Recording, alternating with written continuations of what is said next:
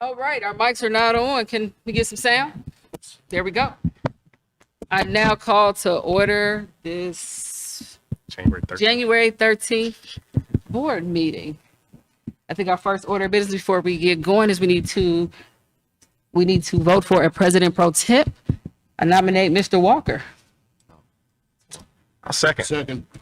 All right, Madam Treasurer, may we have a roll call? Oh, yeah, no For- roll call because it's not a quorum yet. So we just got. Yeah, so No, at this we point, already got sworn in. That was official. We did. We do have a quorum. oh, we do. I'm just not official. That's correct. Roll call. That's correct. President Goodwin, I am not official, so I abstain. She abstained. Dr. Bailey, Yes. Mr. Lacy, Yes. Mr. Smith, Yes. Ms. Reinhardt, Yes. Mr. Walker, yes. Ms. Garrison, Yes. 6 yeses, 1 abstain. All right. So I will now call to order our organizational meeting, and I call forward Dr. Cassandra Goodwine for her administrating of oath by Dayton Mayor Shanice Turner Sloss. Thank you.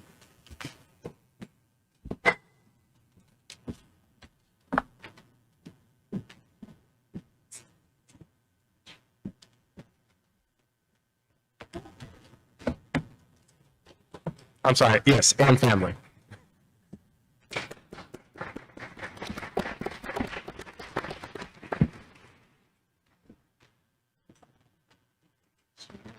Like keep the kid with me at all times. Come on, girl.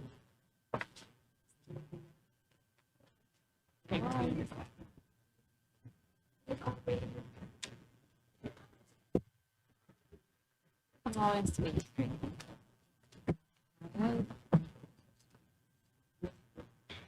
All right, would you please raise your right hand? I, Dr. Cassandra Goodwine, do solemnly affirm Solemnly affirm that I will support the Constitution and the laws of the United States of America and the Constitution and the laws of the state of Ohio, and that I will faithfully, see, he dropped off on that one, honestly and impartially discharge the duties of the office of a member of a member of of the Board the Board of Education of the Dayton City School District of the Dayton City School District, Montgomery County, Ohio, Montgomery County, Ohio, to the best of my ability to the best of my ability in accordance with in accordance with the laws now the laws now in effect in effect in hereafter in hereafter to be enacted during my continuance during my continuance in office. Congratulations. Thank you. You're welcome. Congratulations. Congratulations, family. Congratulations.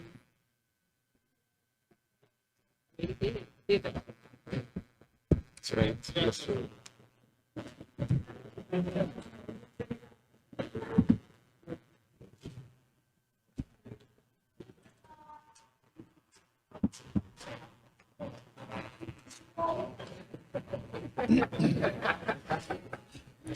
think they're gonna move the. So do you. Yeah, they're gonna move where we are. But you leave mine. If I.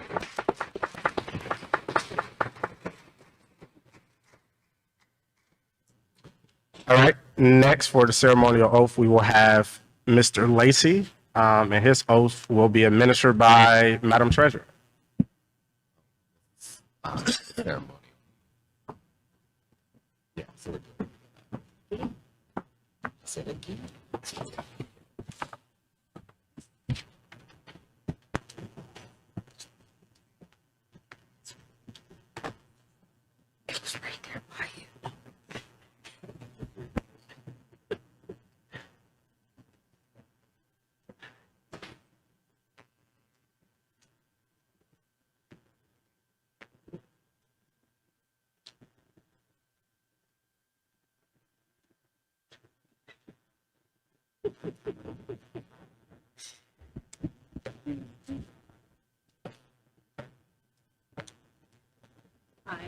I, Joseph Lacy, do solemnly affirm that I will support the Constitution and the laws of the United States of America and the Constitution and the laws of the state of Ohio, and that I will faithfully, honestly, and impartially discharge the duties of the office of Member of Board of Education. Go ahead. Of the Dayton City School District, Montgomery County, Ohio, to the best of my ability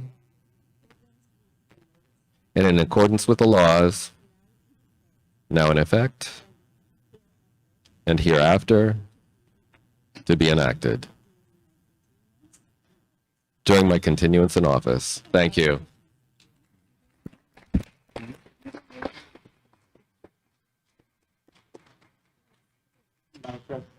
Madam Treasurer, you're staying down. You're staying. Yeah. No, Ms. Reinert has, next is the oath of office for Board Member Jocelyn Spencer Reinert, administered by Madam Treasurer and assisted. It's just Yeah. Tony. Oh, Tony Carrington. I apologize. So, Madam Treasurer, you can come back. Nope. So, Madam Treasurer, you can come back.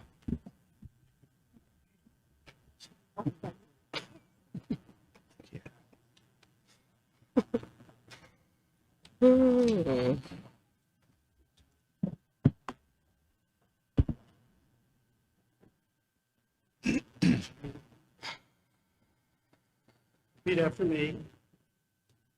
I, I, Jocelyn Spencer Ryan, Jocelyn Spencer Reinert, do solemnly affirm support the Constitution that I will support the Constitution and the laws of the United States and the laws of the United States of America of America and the Constitution and the laws of the state of Ohio, and the laws of the state of Ohio, and that I would faithfully, honestly, honestly, and impartially discharge the duties and impartially discharge the duties of the office of the office of a member of the Board of Election of a member of the Board of Education of the Dayton City of the Dayton City School District, District, Montgomery County, Ohio, Montgomery County, Ohio, to the best of my ability, and to the best of my ability, in accordance with the laws in accordance with the laws now in effect now and in effect, and hereafter to be enacted and hereafter to be enacted during my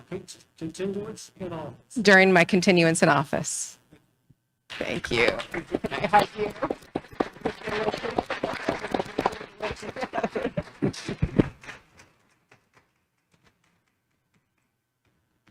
And last but not least, the oath of office for our new board member, Miss Jamaica Garrison.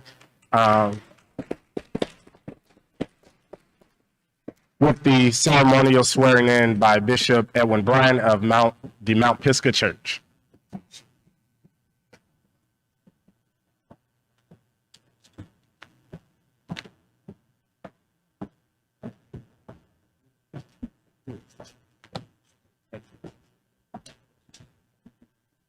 Well, she's not going to do, oh, for that, yeah. It is, I heard it. When you hit.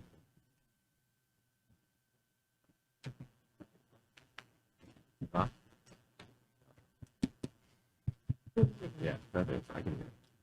I, Jamaica Garrison, I, Jamaica Garrison, solemnly affirm do solemnly affirm I will support that I will support the Constitution the Constitution and the laws of the United States and the laws of the United States of America of America and the Constitution and the Constitution and the laws of the state and the laws of the state of Ohio, of Ohio, and that I will faithfully, and that I will faithfully, honestly, honestly, and impartially and impartially discharge the duties discharge the duties of the office of a member of the office of a member of the Board of Education of the Board of Education of the Dayton City School District, of the Dayton City School District, Montgomery County, Ohio, Montgomery County, Ohio, to the best of my ability to the best of my ability and in accordance with the laws and in accordance with the laws now in effect now in effect and hereafter to be and hereafter to be enacted enacted during my continuance in office. during my continuance in office.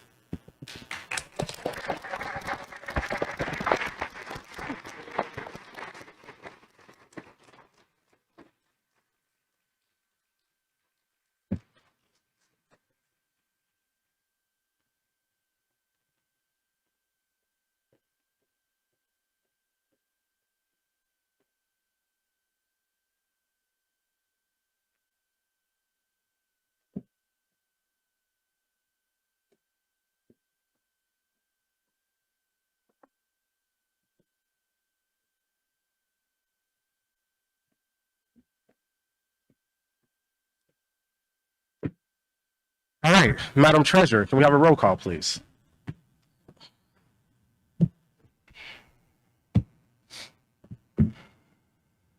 Dr. Goodwin, present.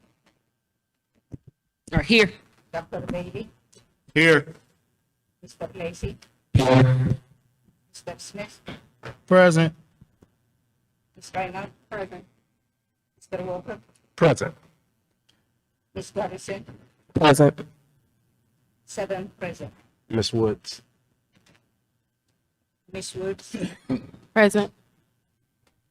Thank you. At this time, I would ask everyone to stand for the presentation of colors by the Belmont High School Junior ROTC. I'm sorry, and recite the Pledge of Allegiance.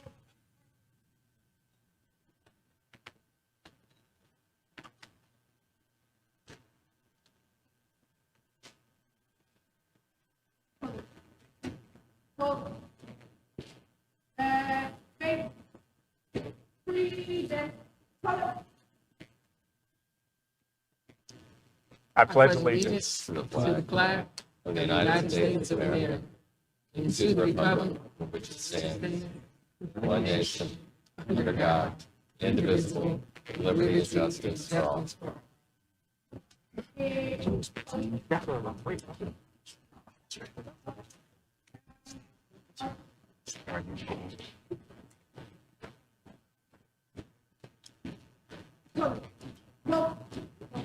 Right, face, forward, march.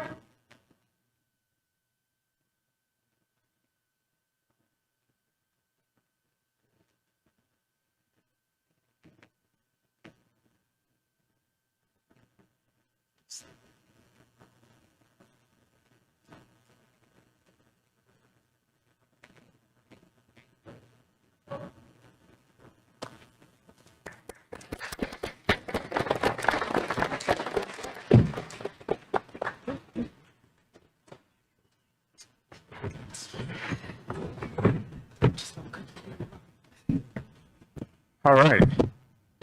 So thank you everyone for being here. And now for the next part of our meeting, I would like to open the floor for President of the Dayton Board of Education for 2026 for nominations. If I may, President Pro Tem, Yes, ma'am.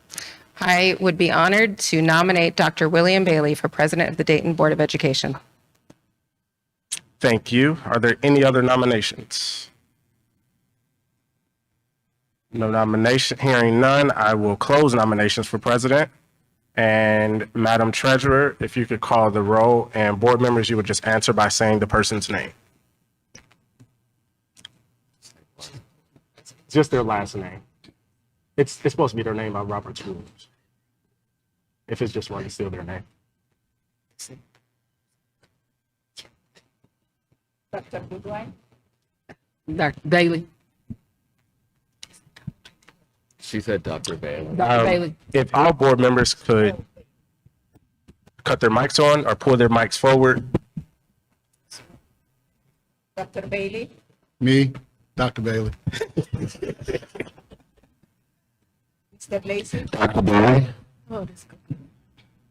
Mr. Smith, Bailey. Ms. Reinhardt, Dr. Bailey. Mr. Walker, Dr. Bailey. Ms. Garrison, Dr. Bailey. Ms. Woods, Dr. Bailey. 8 Baileys. I don't think it's supposed to be that. Congratulations, Dr. Bailey. And at this time, I would invite Dr. Bailey and I believe Madam Treasurer forward, or Finish. You gotta do the, you gotta finish. I thought it was president and then swear in and When you then finish, I and take they over. both go to. I was ready to get his seat go up. Go ahead. But that Go ahead. which way would you prefer? Go ahead. Do you want to do yours now, or we do vice president and then do it all at once, or? Let's just get it over with. Okay, so I'll ask Treasurer McManus to come forward and Dr. Bailey for his oath for president.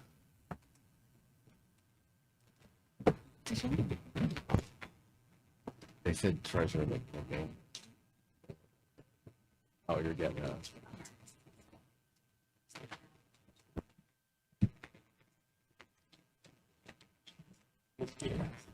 This kid has it. Kid had it.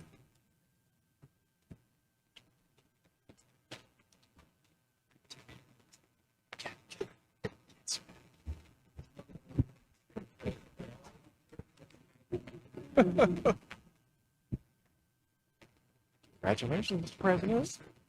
You do gavel.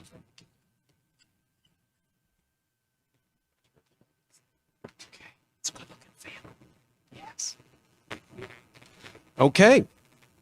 Board Member Bailey, please raise your right hand and repeat after me. I, William Bailey,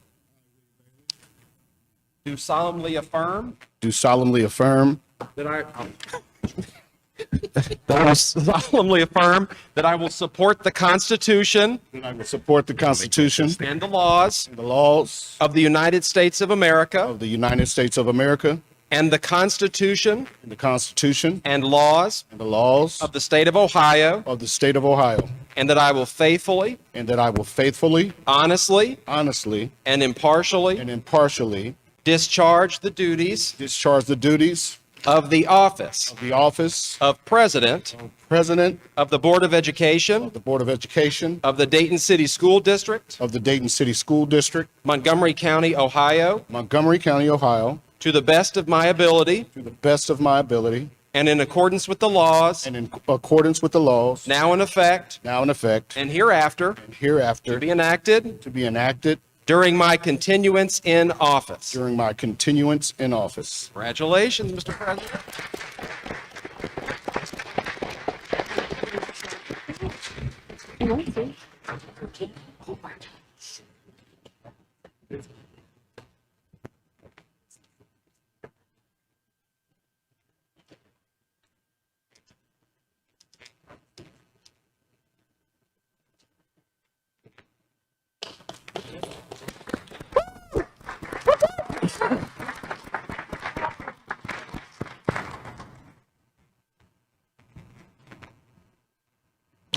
And at this time, I turn the meeting over to Dr. Bailey.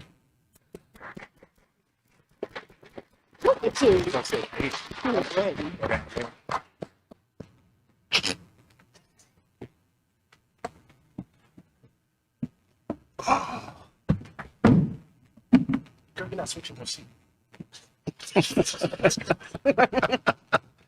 Amen. I would have stayed. All right. Can't wait to swing this gavel. At this time, we're going to take nominations for Vice President. Dr. Bailey, Yes. I would like to nominate Mr. Will Smith. Dr. Bailey, I would like to nominate Jamaica Garrison.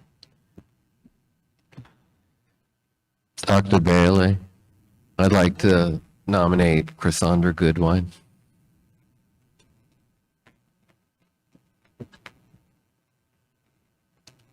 All right, if there's no more nominations, I will close the nominations for Vice President. And at this time, should we take a vote? Say that again. All right. At this time, when we take a vote, say the name that you would want to be Vice President. Madam Treasurer? Dr. Goodwin, Dr. Goodwine. Dr. Goodwine. Both these selves. Dr. Bailey, Dr. Goodwine. Mr. Lacy, Dr. Goodwine? Mr. Smith, Smith. Ms. Reiner, Jamaica Garrison. Mr. Walker, Mr. Smith. Ms. Garrison, Garrison.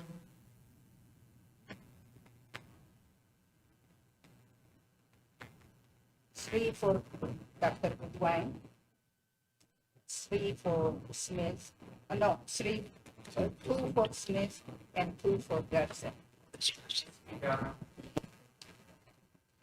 Three for Goodwin, two for Smith, and two for Jamaica Garrison.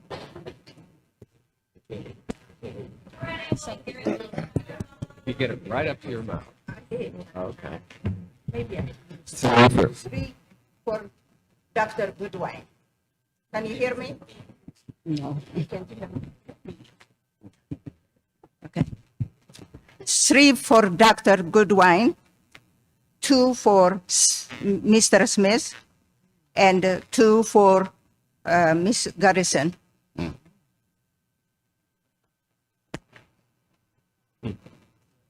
Does require 4 votes. So Yeah. So, It has to Mr. be President, if I may ask if we could take a short recess. Yes, please. Let's take a short recess and we will reconvene shortly.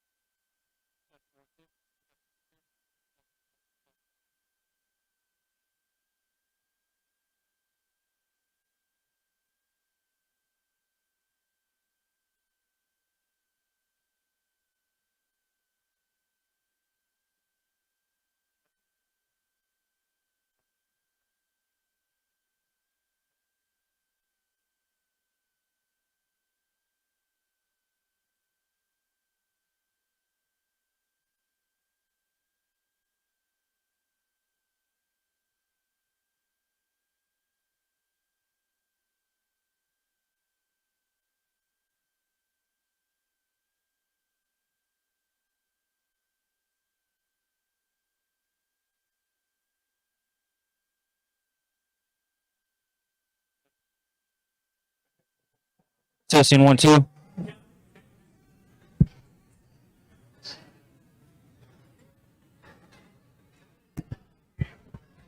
Testing 1 2. Testing 1 2. Testing 1 2. Testing 1 2 3 4 5. 1 2 3 4 5. Testing 1 2. Testing, testing, 1, 2, testing. Testing, 1, 2, 3, 4, 5. Testing, testing, is that good? Testing.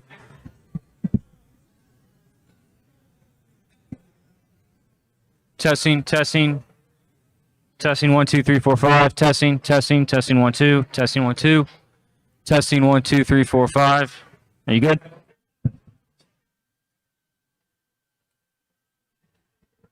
Testing, 1, 2. Testing, testing, testing, 1, 2, 3, 4, 5. 1, 2, 3, 4, 5. Testing, testing, testing, 1, 2. Testing, 1, 2. Testing, 1, 2, 3, 4, 5. Testing, testing.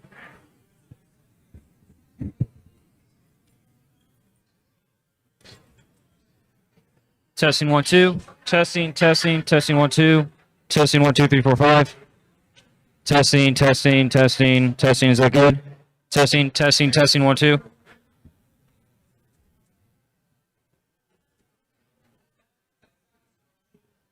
Testing, 1, 2. Testing, testing, testing, 1, 2. Testing, 1, 2, 3, 4, 5. Testing, testing. Test, test, test, test, test. Testing, 1, 2, 3, 4, 5. Testing. Testing, 1, 2, 3, 4, 5. Testing, testing. Testing, 1, 2, 3, 4, 5. Testing, testing, testing, testing, testing. Testing, 1, 2, 3, 4, 5. Testing, testing, testing. Test, 1, 2, 3, 4, 5.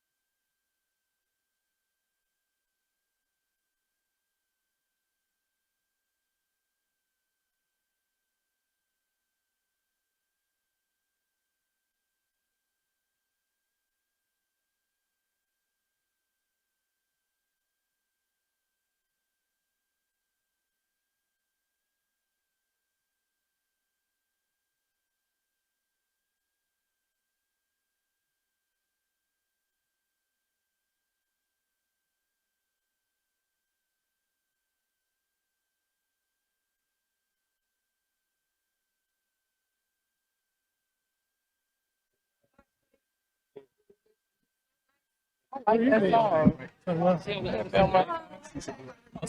this is the same Belmont High School, right? You're here. Well, not brand new. Just same location.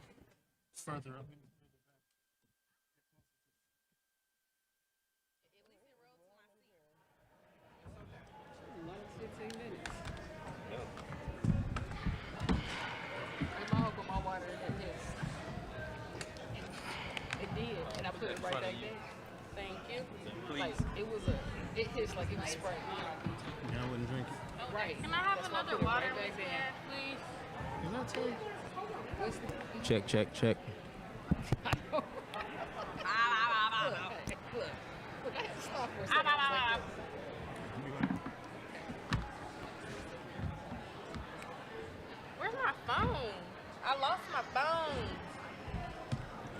Found it, guys. I found my phone, guys. Found it, guys. Where was it? In my pocket.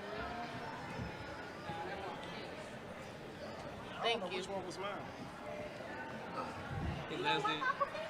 Hey, Leslie. It opened up and it hits. So is this one mine? Yeah, we both left them right there. Appreciate it.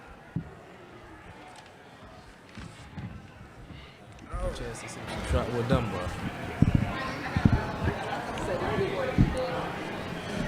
So it's Gonna be a new nomination. Leslie. We're gonna- So how do I? Testing, testing, you can just got my way back in. I call it back in. I don't want you to go all the way back there. testing, testing. We're just gonna open the floor back up to nominations again, That one. and then we're gonna go from there. I think they both. You just need to get very close. Okay. You guys ready? Get your mouth right on it, yeah.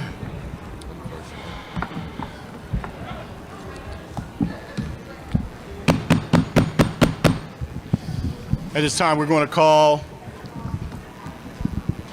the meeting back to order. Is your mic on? Make sure it's down. At this time, we're going to call this meeting back to order.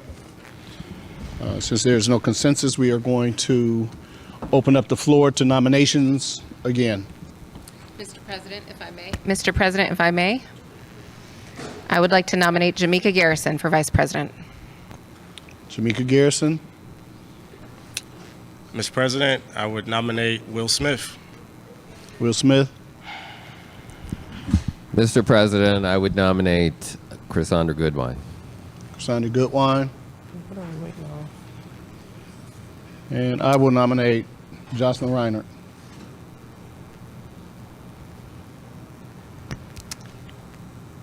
I will decline the nomination. Okay. Thank you. Thank you. Madam Treasurer, can we have a vote? President Goodwin. But I do. Okay, Dr. Goodwin. Yes. I'm sorry. Good one. Dr. Bailey, Goodwine. Mr. Lacey, Goodwine. Mr. Smith. Smith. Who? He said Smith. He said Smith. Ms. Reinhardt, Jamaica Garrison. Mr. Walker, Will Smith. Ms. Garrison, Garrison.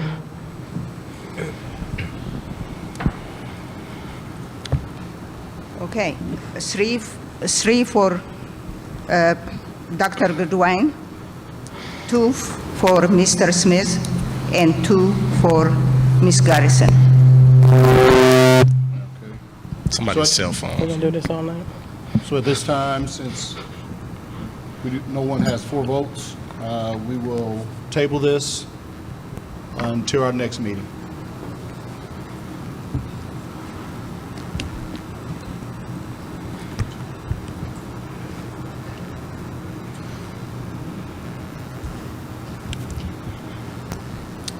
All right. You got a parliamentary. Hit points for it. Hit points for it. I would like to nominate Joe Lacey as parliamentarian.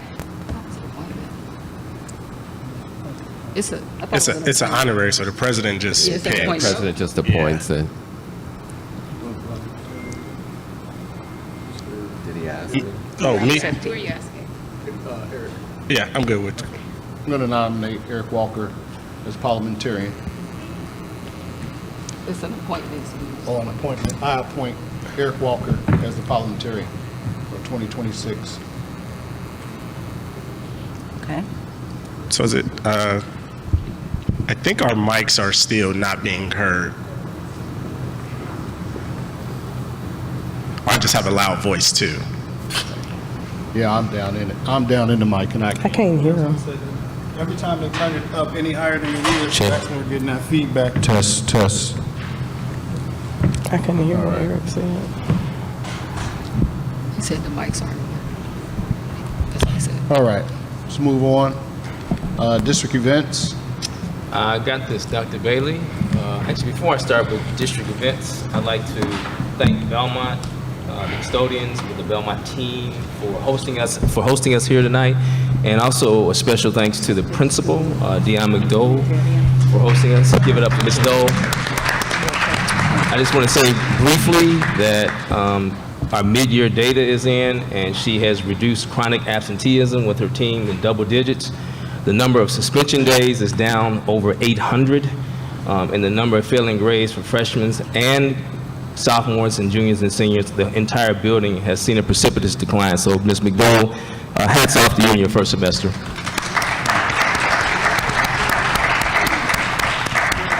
All right. Belmont, again, will be the home of our DPS Science Fair. It's an amazing space here. We hope to see you on Saturday, February 7th, 2026. It starts at 8:30, ends around 2. Parents and community members may arrive between 10 o'clock and noon to visit vendors or the parent room. Science fair boards may be viewed between noon and 2:30. I really encourage you to come out. They're amazing, amazing science fair boards and also experiments that are here. And we end the day with lots of awards. So we'll see you Saturday, February 7th, 2026, 8:30 to 2, but 10 to 2 for family and friends. Thanks. All right. We'll move right into our special presentations. Special presentation, we have customer service, bridging access, engagement, Dr. retention. Lawrence, We got something. we have something first and then your special I presentation. skipped over all of you? Yeah. Please Yeah, accept you my did. apology. I'm trying to get the shoulder Dunbar, sorry. Board resolutions. Moving on to board resolutions. A, Mr. President, I would like to make a motion for approval of resolutions B through G. Second. all right. Give you guys time to look over everything.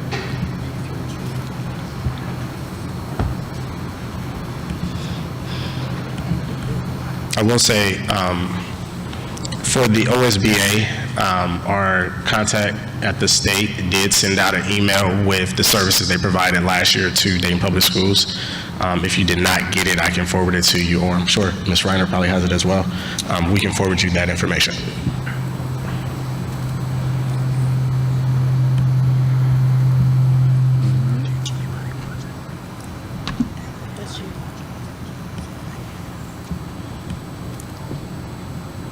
Has everybody looked over everything they need to look over?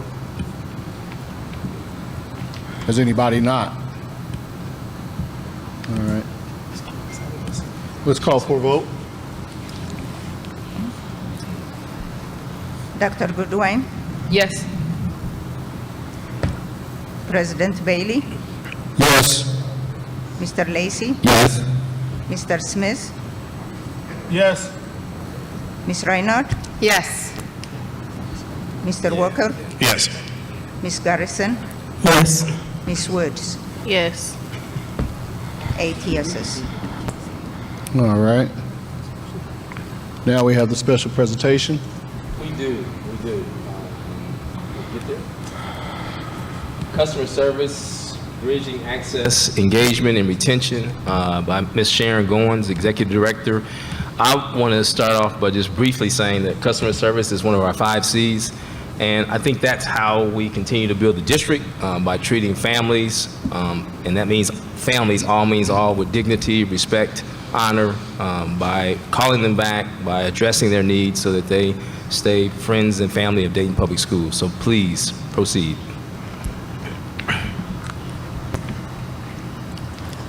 Oh, we got to come down. Unless you want to watch it on your computer. It's on your computer as well. We can just look at it on the computer.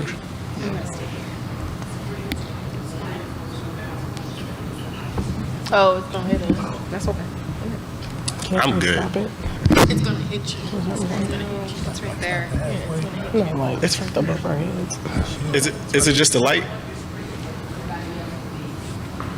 It'll be in front of us, I think. won't it? Okay.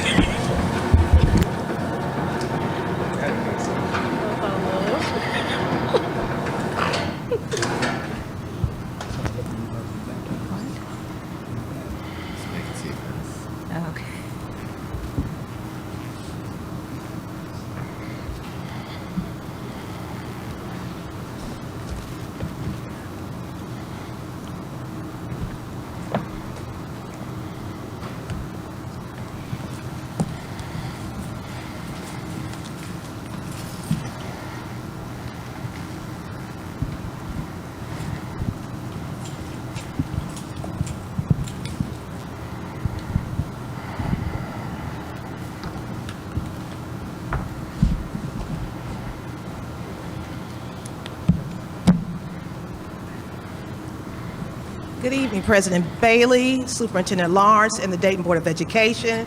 I'm Sharon Goins, and I'm the Executive Director of College and Community Partnerships, and I also serve as the Ombudsman for the district.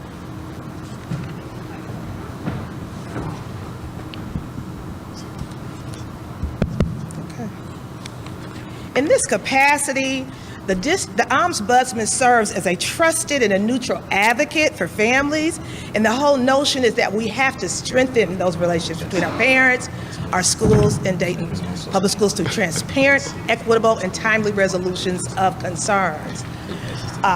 One of our main focuses this year has been improving student retention and ensuring systematic accountability and building trust, rebuilding trust again, where our families trust us and they want to be here and they stay. So while we position those families as authentic partners in their student success, this work that I do, it aligns with the academic action plan and it supports the district's responsiveness.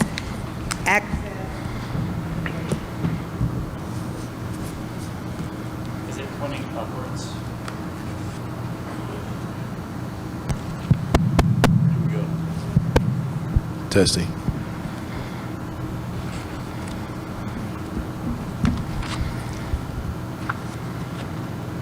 So my core responsibilities are that of the liaison. I'm the first person on the front line when parents have a complaint, okay? And my goal is to enhance our families' experience with Dayton Public. We treat them with respect. We treat them restoratively. We work to build relationships. It's very relational. A lot of listening, a lot of meetings, and an advocate for students and families with the focus on access, outcomes, and removal of systemic barriers.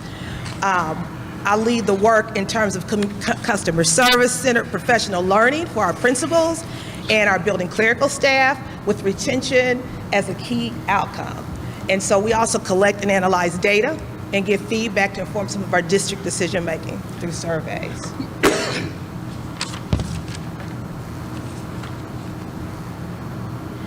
Again, as I meet with families, one of the focal points is to facilitate resolution between schools, families, and district leadership. I provide resources, advocacy, support for DPS families to build relationships to strengthen that trust again. One of the things we've instituted recently is a restorative conference. And so there's a framework. If you click on that, kind of just give them a glimpse of what that looks like. It is a framework to have meetings. So it starts out with everybody, the norms. Everybody's voices will be heard. We'll start off with something positive, and it kind of de-escalates. I've not used it, and this one has brought the temperature down when there's kind of some conflicting possible meetings. But those norms, everybody's voice will be heard. We'll speak one at a time. We'll respect each other. So I think framing it that way has made a lot of our meetings very, very productive. And so I do want to say that. Thank you. One of the other things that I do, every family, and we've had a lot with ISIS being in the region, we've had a lot of families have moved out of state and back out of the country.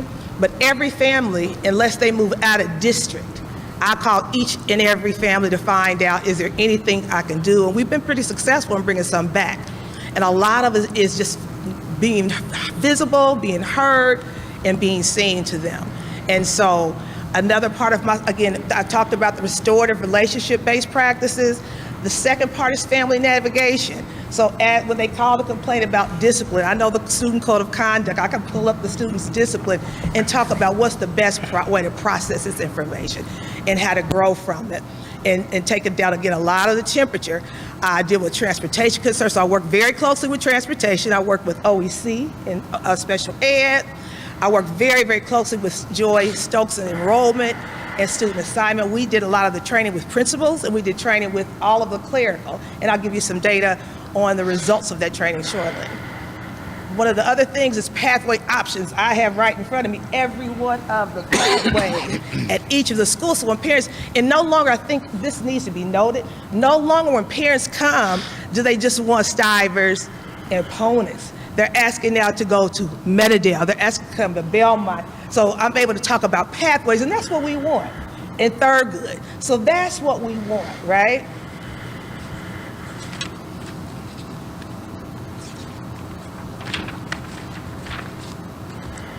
So when we look at outcomes as a result of that work that I just described, increased student and family retention with fewer escalated complaints. You all the board members, you're not getting the calls that you used to get, right? Okay. Improved trust, satisfaction, greater consistency in families' response across the schools and across departments, data-informed insights in terms of how to guide policy practices and systems improvement, identification and disruption of systemic barriers for our families. And also, my big thing is advancing access and equity for all of our students. 100%, we want them to be exposed. And I'm going to talk later on in the presentation about our community partnerships and the impact of those.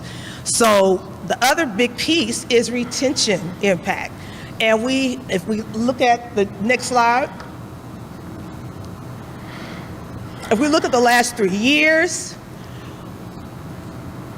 and we look at this year, at the same time, at semester 1, we've had a reduction in 138 students leaving the district, which translates into funds. $26,000 in associated costs with each kid, which translates into $3.5 million retained into the district with our work in these buildings and with clerical to retain kids.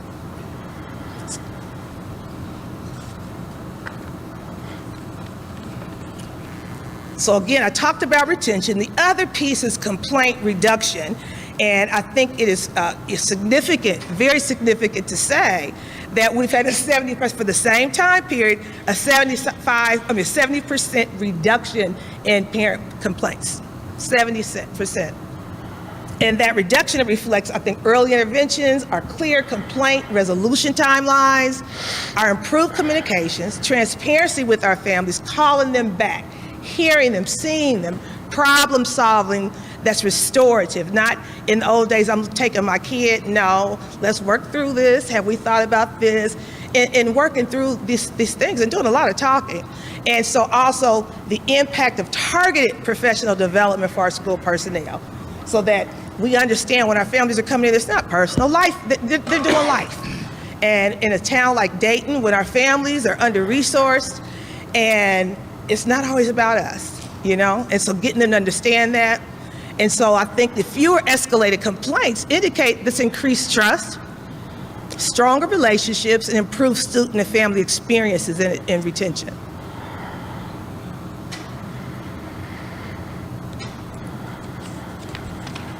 So in my role as the Executive Director of College and Community Partnerships, A key function is, again, family experience, serve as a bridge between schools, families, colleges, and community partners.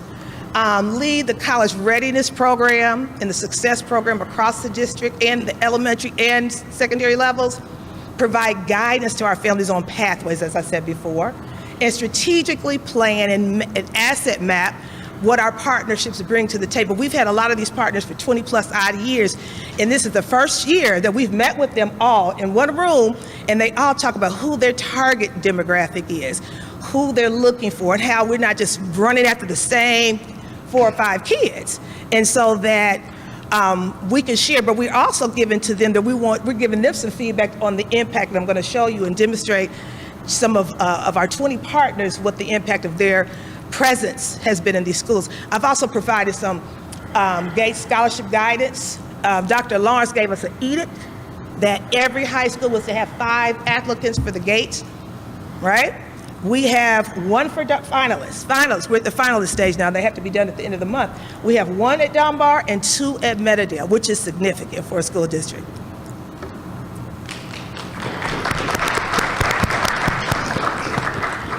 So if you click on that, so again, building and sustaining partnerships.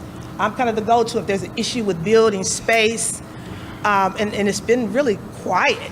But just wanting you to see all 20 plus college bridge and success programs that we have in the district. And they've all met, and we're giving them feedback on how effective they've been with our students. So that it's not just they use our space, they use our students. We're saying these are our goals, these are our project, our pathways, and what we want to. So we've been able to kind of redefine that relationship.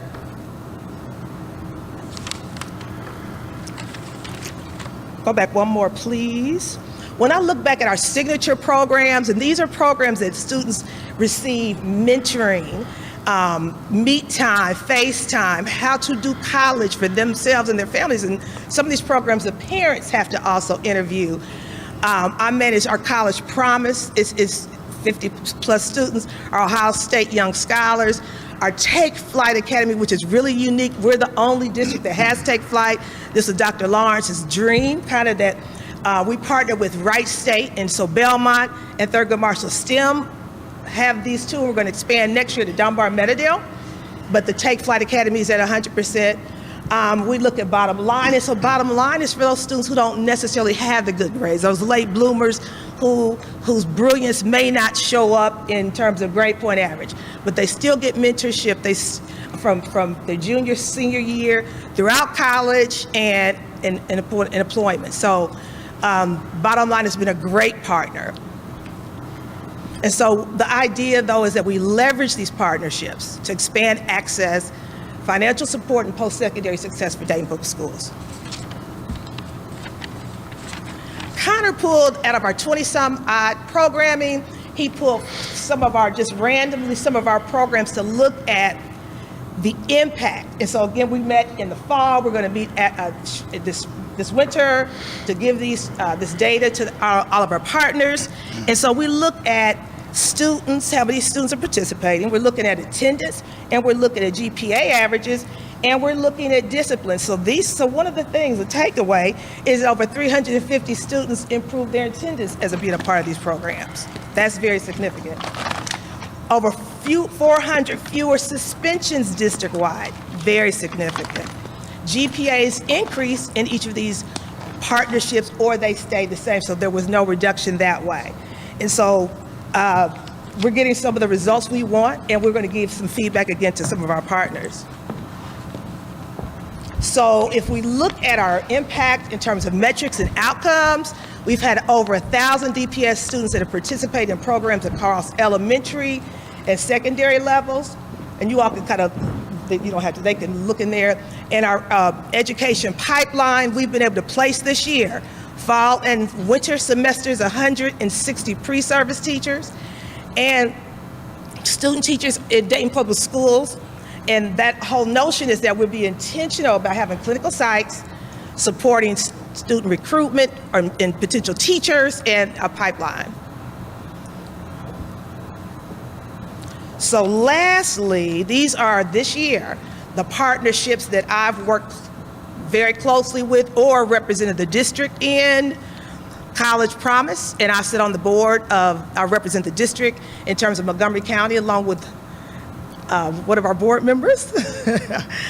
Our scholarship program, I sit on the board of University of Dayton, the School of Education, their advisory, Rice State University School of Education, and their Urban Education Advisory, Dayton Public Schools Foundation, City of Dayton Peace Campaign Steering Committee, 22 Second Generation Collaborative with Learn to Earn. We've met with the local clergy that were very supportive doing that whole piece with buzzing in downtown. Met with the Divine Nine, did a survey. Not a lot of responses, but we're going to work through that. Have met frequently with the NAACP's Education Committee. We have a partnership with National Inventors Hall of Fame and Camp Invention. I'm kind of responsible for MOUs with the Five Rivers Health Center, Sinclair Community College, Wright State, State Flight Academy. I also take in all of the district mentors after they've gone through all the vetting. I kind of assign them to schools, give them the handbook and building assignments. I've also worked closely with Montgomery County's ombudsman, so that's been interesting. A part of the Dayton District Wellness Fair and special projects that Superintendent Lawrence and Associate Superintendent Minor see fit to do. So just city initiatives, we work closely with Dayton Metro Library, Innovative Academies, the EPA, and so those are kind of some of the things I do this year. Any questions?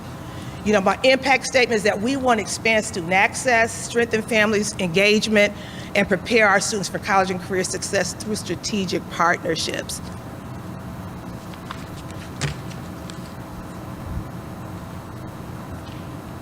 They wanted to go out. They wanted to spend it more.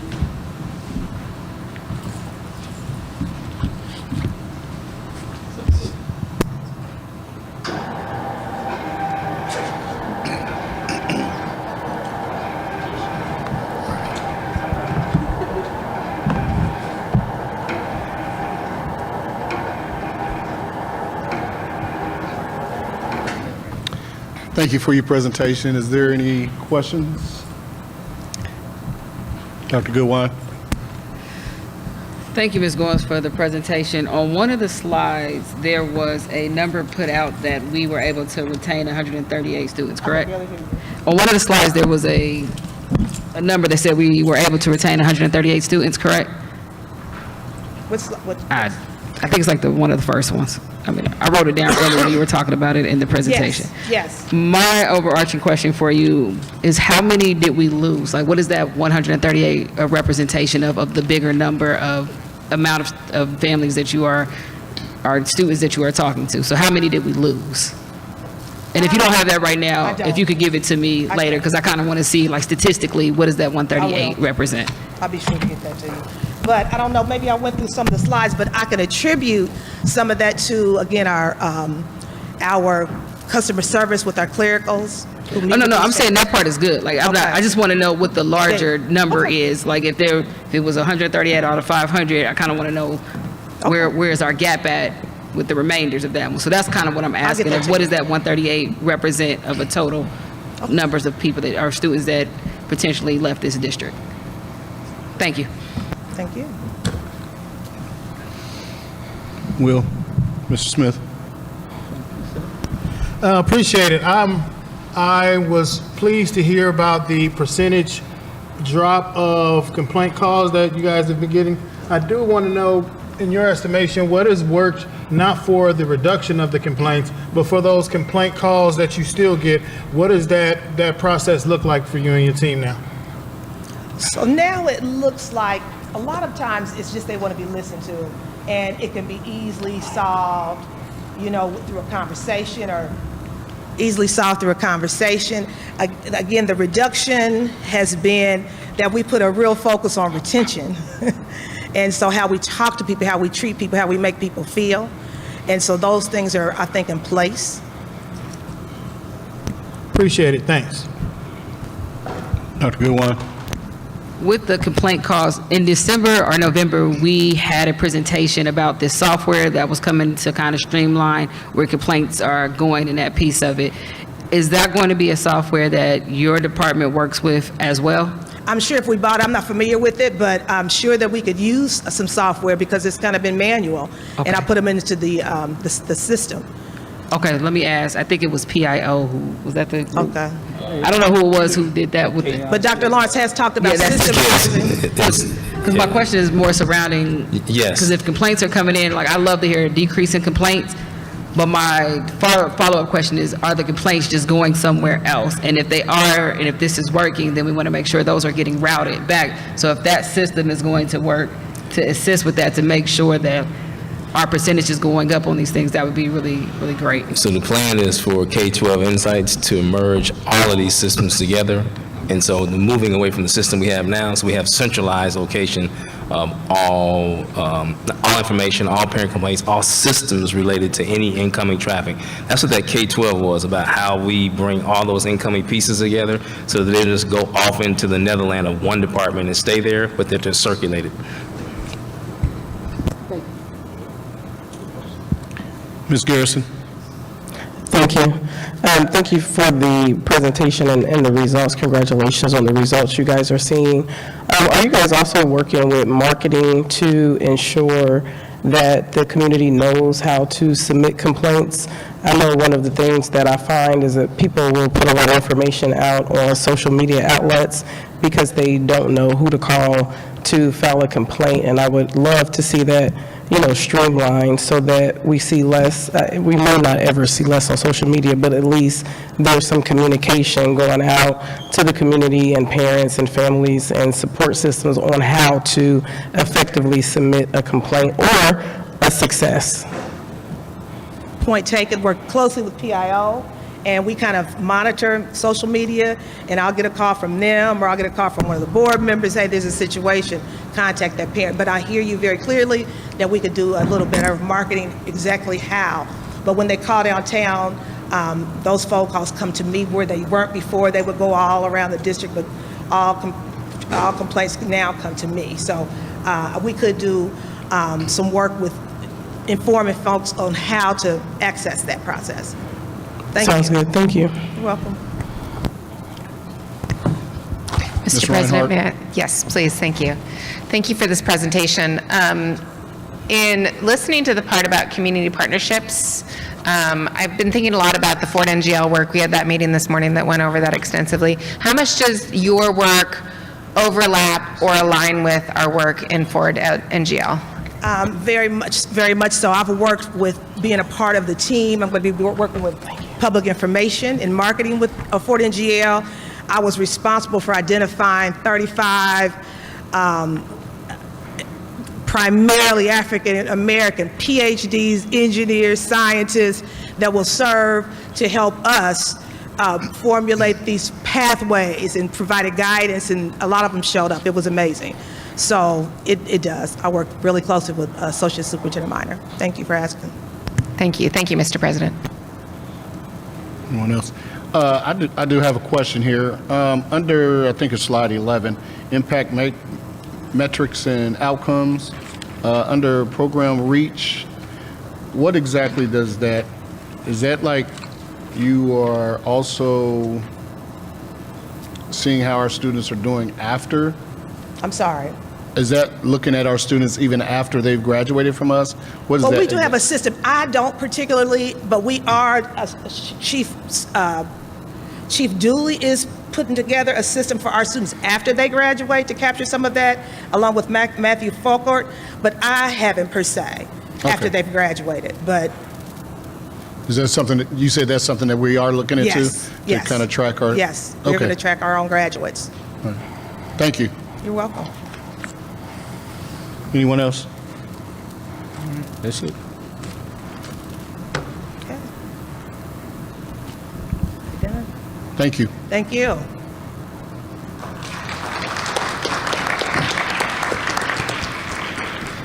At this time, we are going to hear from the bargaining units, if there's anyone here.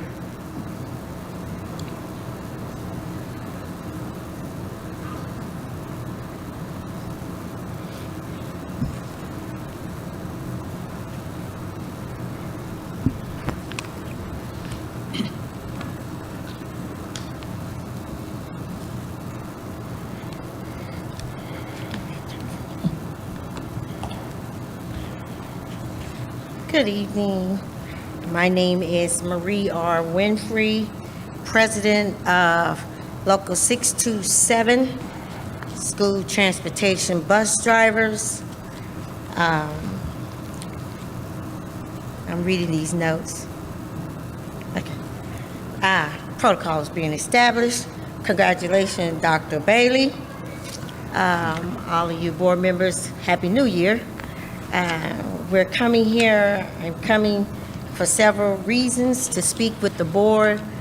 One reason is a recommendation that has been placed for your decision, and is one of my drivers. Bringing forth to you on the recommendation that was presented by Dr. Marvin Jones, his business manager, and Dr. Stacy Benson Taylor, the assistant business manager.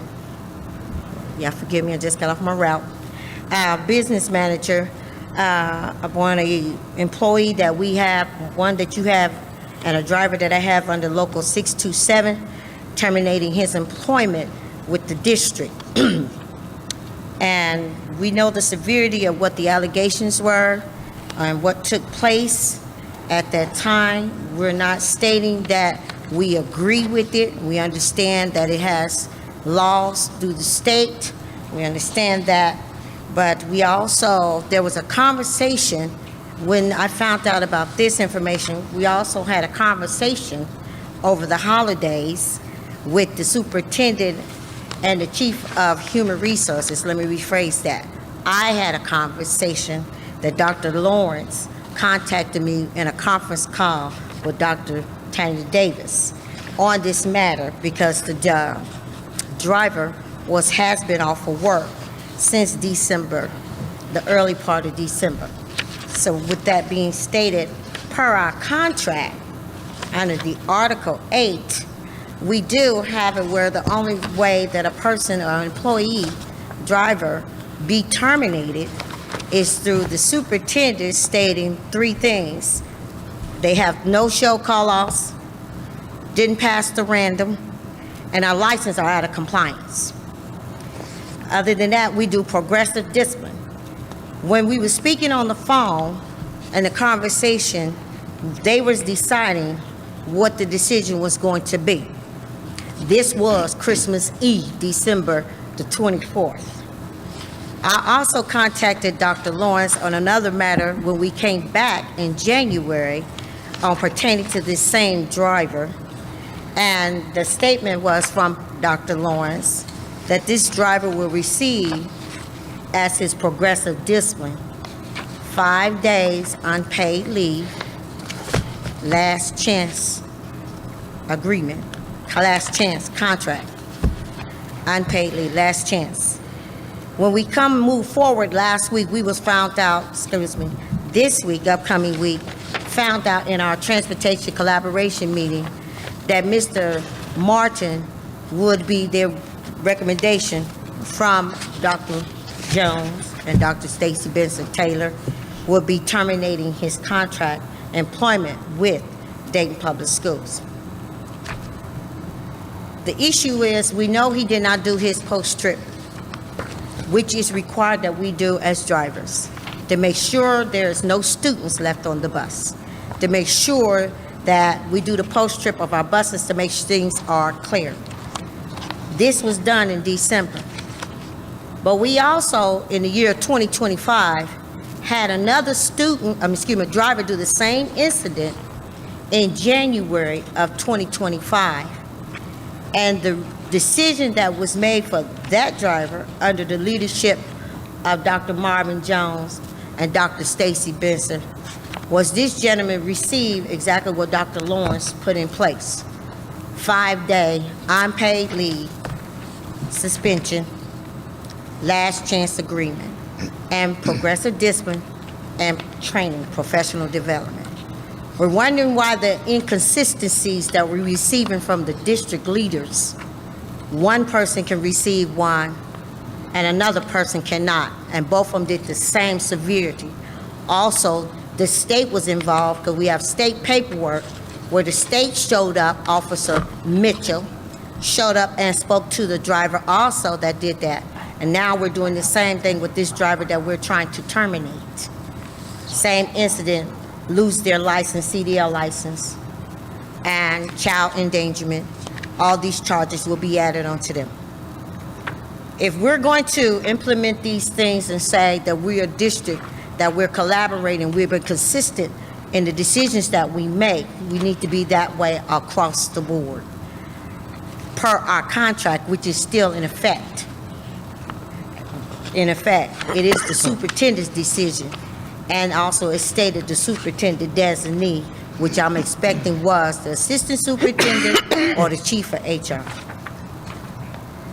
We are asking that you reconsider the recommendation and take in heed of what transpired. If you need documentation, I am gladly to give it to our clerks and secretary so you can see the proof. But we like to have consistency. If we're doing for one driver one, we would love to have the same for the other driver. Thank you on that part. Now, I would like to talk about things I talked about previously before and still have not had any resolutions on any of it. And also you stating that you are bringing forth another third-party entity, that's what their request is, to help us with our routes. Our routes. We still have, and we've had collaborating meetings, transportation collaborating meetings with our managing staff and the union, and we still have not resolved anything since the beginning of our school term of August the 4th when we had our annual route pick. We still have class actions out there. We still having routes that are not being fixed. We're not even had a route pick, and it was stated that we would, but that has changed multiple times in conversations and our collaborating meetings. We have where right now the statement is we're waiting, and we have to continue to wait until this new third-party consultant get all the data and the information to be able to bring forth and put it together. They want that, and that don't start till January the 27th, from my understanding and our information that we talk. Where they're going to review and analyze the current overload and overlaps of routes individually. And then this is the AI, the software package that we're looking into.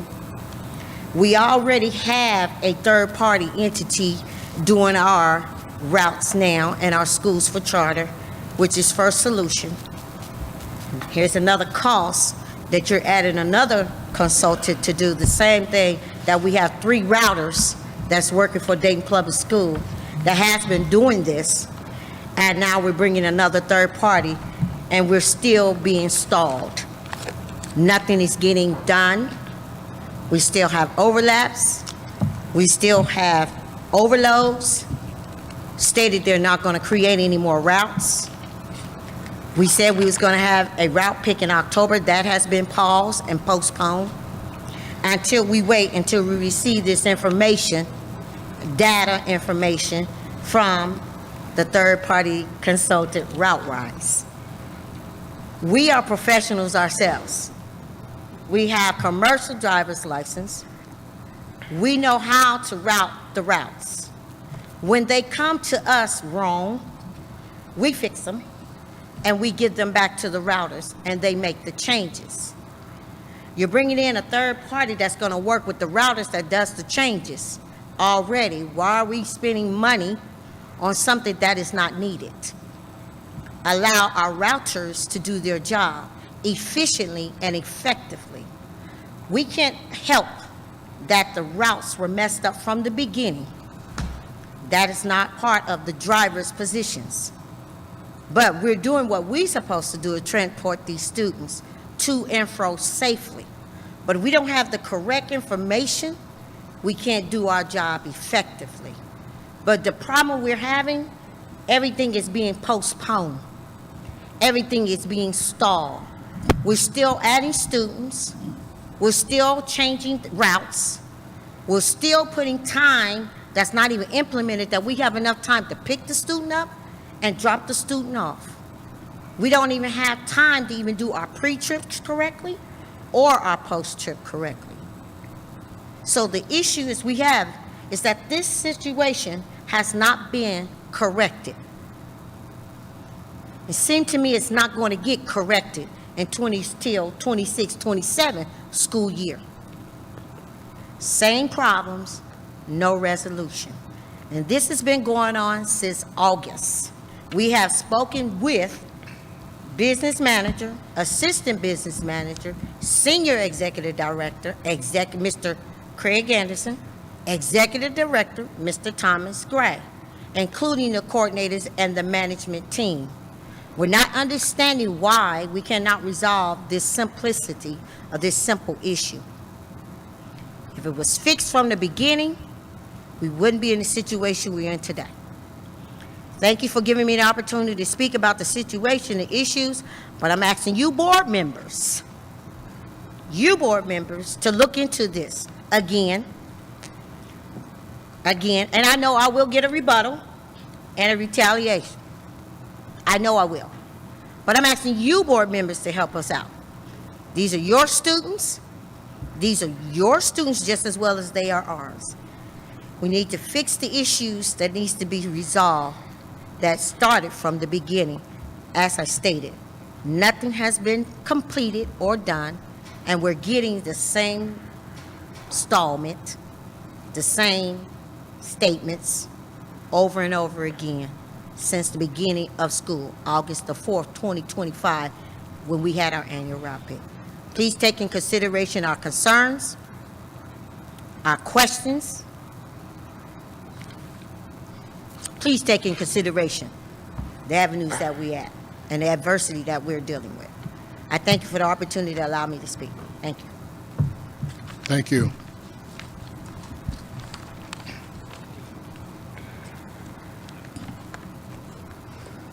Is there anyone else from the bargaining units?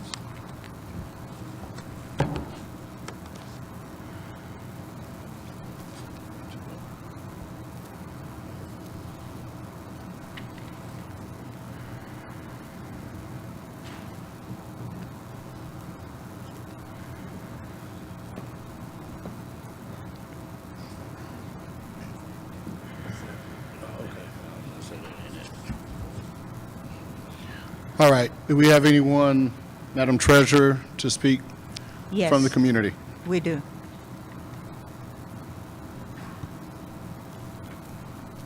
Is he going to read? He has to read. Oh, okay. Limited remarks to 3 minutes. The president has the discretion to extend the time. When your time is up, you are to stop speaking. It is inappropriate to address any matter involving pending disputes, grievances under a labor agreement, disciplinary action involving an employee or a student, ongoing labor negotiations, concerns, or matters that have already been settled, and/or any matter which because of its nature is deemed appropriate to be discussed in executive session. The purpose of the public hearing portion of the meeting is for members of the public to express viewpoints and public concerns. Madam Treasurer. Adosi Martin. Mr. Walker, if you would, keep time. Adosi Martin.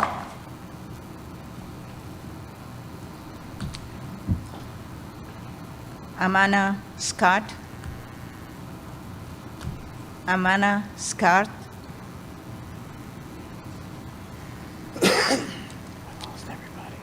Lamont Harris. Lamont Harris.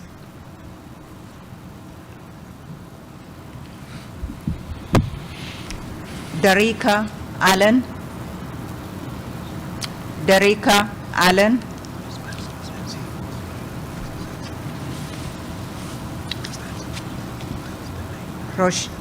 Rashonda Young.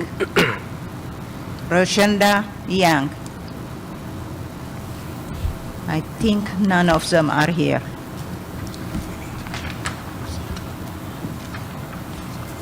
Does that complete your list? Yes.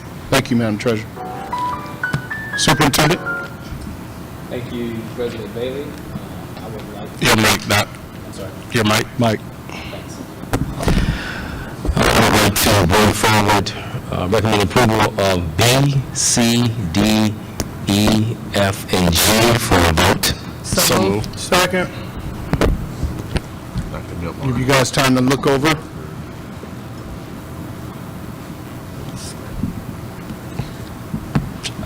Mr. President, Yes. I would like to pull C1, D12, and D21 until after exec. Okay. D12 and D21. C1, D12, and D21. And D21.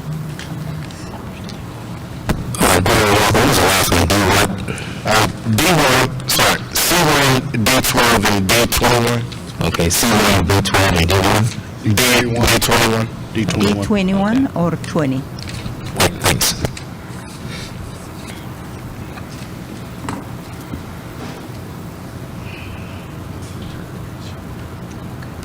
Is there anyone that has not looked over this? Can you say those numbers again, please? C1, D12, D as in David, D12, D21.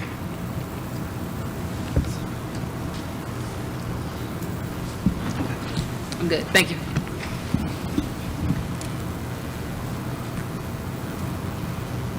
Anyone else? Let's call for a vote. President Bailey, Yes. Dr. Goodwin, Yes. Mr. Lacy, Yes. Mr. Smith, Yes. Ms. Reinhardt, Yes. Mr. Walker, Yes.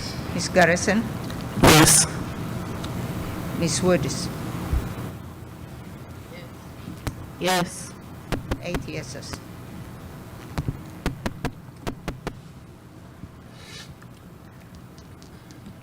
Still on you. Superintendent. Yeah. Oh, yeah. Say what? Yeah, H. Oh, No. we voted. Wait for the recommendation. I recommend approval of the following HDEA after July 10th for a vote. So moved. Second.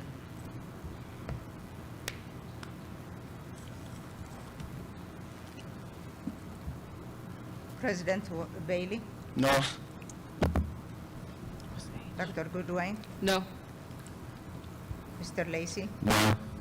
Mr. Smith, Yes. Ms. Reinhardt, No. Mr. Walker, Yes. Ms. Garrison, Ms. Garrison. Yes. Ms. Woods, No. 3 yeses and 4 no. I'd like to ask the board to take a look at the budget. Any questions?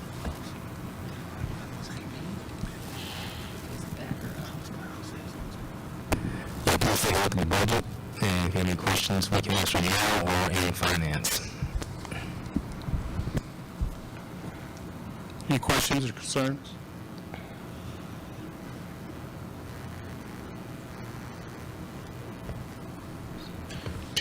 Can I ask for, I'm just curious of the positions that, for instance, never mind. I'll send an email. I'll send an email because that's going to be too much. Yeah, I'm good. All right, President Bailey, if there are any other questions about budget or any other contracts for review, and you'll take questions.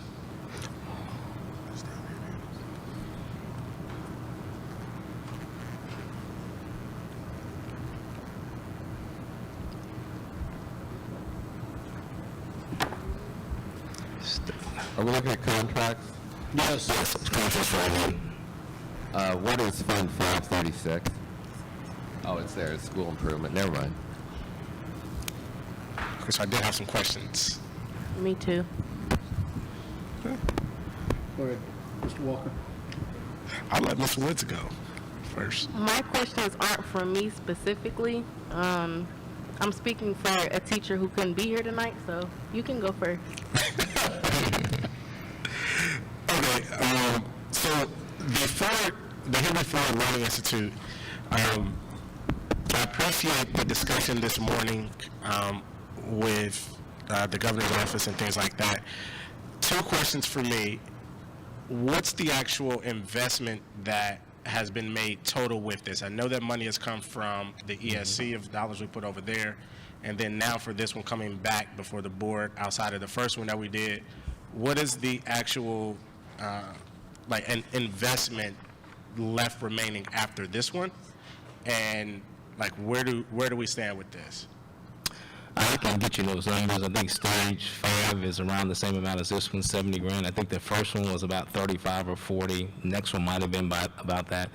But I can get you all 5 stages. We're in stage 4 now, and we've completed 3. So I can get you the 3 that we've already paid for, add the 70 to it, and I'll get you stage 5.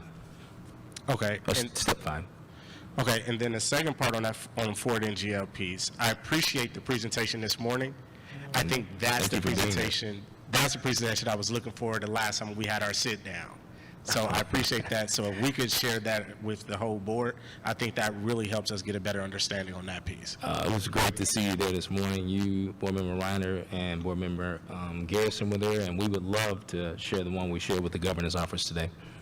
Perfect. And then the last 2 questions is, for the Princeton Review, I know we do this with various schools. How many like students are actually taking advantage of the tutoring with this piece? And I see it's at Belmont, but like I know we've done it at other buildings. Like the investment that we're spending in this, what is the actual like takeaway? How many students are actually taking part in it? And then the second part, the second contract, the last one I had a question on was, I'm curious on the MOU with Dayton Municipal Court, Learn to Earn, in the city for the families, supporting families with eviction. So if someone can elaborate on those 2. So Princeton Review, we're just now starting that, but I'm glad you asked. The first year I was here, we did it with the University of Dayton and their students, high dosage tutoring. High dosage tutoring, empirically speaking, nationwide, is seen as an antidote to rapidly catch kids up in reading. Change grade levels, and so we tried it with the University of Dayton with their students, and we actually saw a regression, so we did not do anything my second year, and we actually are mandated by the state. They have certain providers that you have to choose from, and so we selected this this provider, and we'll be able to let you know at the end of this semester whether or not we've seen progress or not. And so there's that in terms of measurement. And then as it relates to the eviction coordinator and Learn to Earn in the city of Dayton, what we found is that a significant number of the evictions and absenteeism is associated with our students and their families in Dayton Public Schools.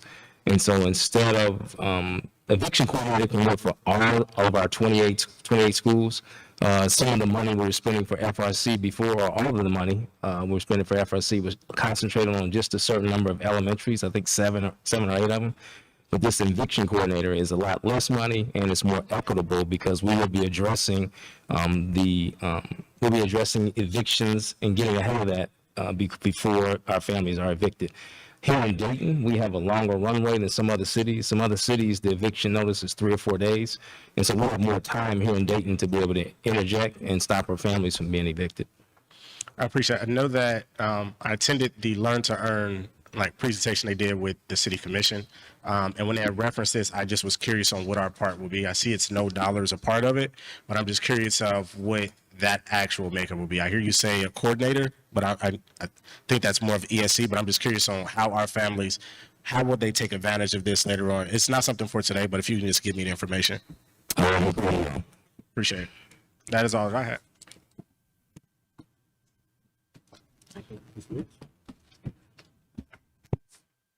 Can you guys hear me clearly? Am I loud enough? I am not usually loud. But a teacher at David H. Ponus just wanted to ask a few questions about the Ford and GL process. Her first question was, will teachers that are splitting time between two schools be paid extra? If so, how? Like, how would their paying work since they have to move through different schools? I can't speak to that because I don't know any teachers at Ponus who are split between two schools. Say it one more time. I don't know any teachers at Ponus that are split between two schools. But our teachers that are split between two schools now, they do not earn any extra compensation per the DA contract agreement and per our payroll scale. Thank you. Mm-hmm. Her second question was, what would a schedule look like because they're moving between two schools, like class time, lunch, and planning periods? How would that be set up with them moving between two schools? It's January, and we're now in the beginning phases of building the master schedules for the rest of the year. At the secondary level, schedules are developed now. We usually try to finish before school. We're typically not successful, but although I think we're going to be this year. So that's a long running process, and we're just at the beginning of it now. I would encourage that teacher to speak to the counselor there. And her last question was, when will this process be brought to the families? Like, when will the whole, let me read it off what she said. She said, when will we announce the 4DGL changes to families and students? Like, when will we let them know, like, their child may have to switch schools if that program is moved to a different school? We've made no comments about children switching schools. We've given probably easily over 24 community presentations. You've been a part of at least a dozen yourself at Central State West. It's prominent on our website. We have principals who are aware, as well as counselors who have been part of that process, and the Freshman Academy. So there are folks in the school who can answer immediate questions, as well as they can call the superintendent's office at 542-3231, and we can answer questions. But I think we've been extremely transparent about Ford Next Generation Learning. Actually, I'm not sure we don't begin to start every meeting everywhere without talking about it. Thank you. You're welcome. Any other questions? Yes. Mr. Smith, Mrs. Garrison. Thank you. Dr. Lawrence, again, I would echo what Mr. Walker said about Ford and GL. Great presentation, a lot of great details to bridge that gap. This is for future. There's two questions one comment, one question. The question, as we look at the next phase of this particular project, we know that some of the schools had some discussions about staffing. What is the priority of ensuring that all of the schools are fully staffed as this continues to move through the different phases for Ford and GL? And, sorry. No problem. So what is the plan? The question was around Ford being staffed. The schools to support so that the principals can continue and the teachers can continue to support this Ford and GL effort. So we've had on the books several budget and staffing meetings in the last week. One, Ms. Reiner was able to attend. We've had several during our work schedule times during the day. And right now, we have some things that we need to talk to the board about, probably at a retreat, because there are repurposing, restructuring. There are lots of other components that play into this staffing piece. So for instance, one of them is ESS. I think we're scheduled to pay them about $1.9 million. That's our substitute pool. If we bring that substitute pool in, we may be able to save a significant amount of money. And if we have our own in-house subs, that changes the nature of staffing. We've started earlier now with staffing. We had TO meetings today. Those are organizational meetings with principals to say, hey, what are your staffing needs, and then that can help us target how we recruit.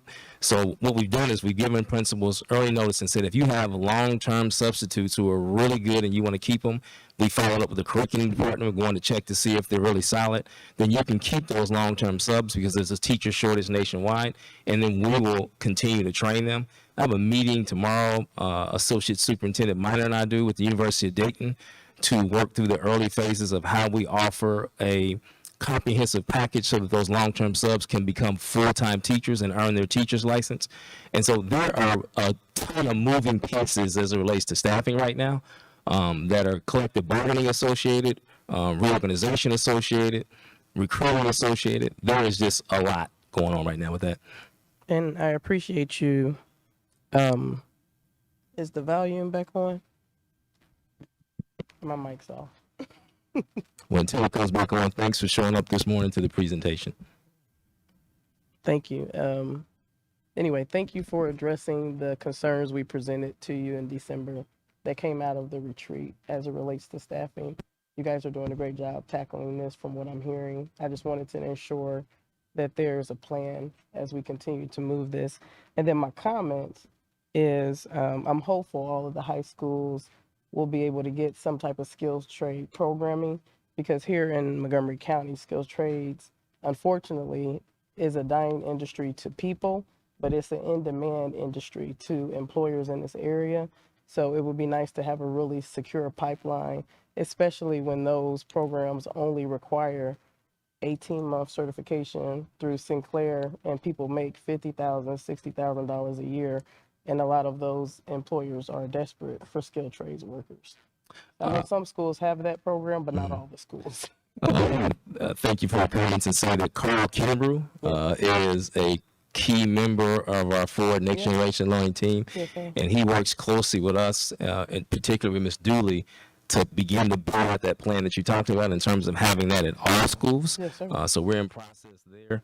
And then I want to say something about the principal retreat too. I forgot to mention this when we were at the retreat. We actually, and I will find it and send it to you or the full board if they'd like to see it. We spent a year with a group called Charlton and Charlton, getting quantitative and qualitative data from principals. And the essential question was, do you feel supported? Like, there were other questions underneath that, subcategories and some themes, but that's essentially what we commissioned them to do, because we wanted to know that. We didn't think we could get that information ourselves as the supervisors. So we asked a team to go in, and they spent an entire year with that data.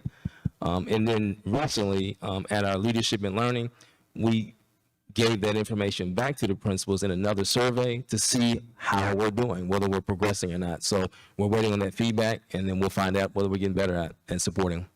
Excellent. Thank you. That's all I have, Mr. President.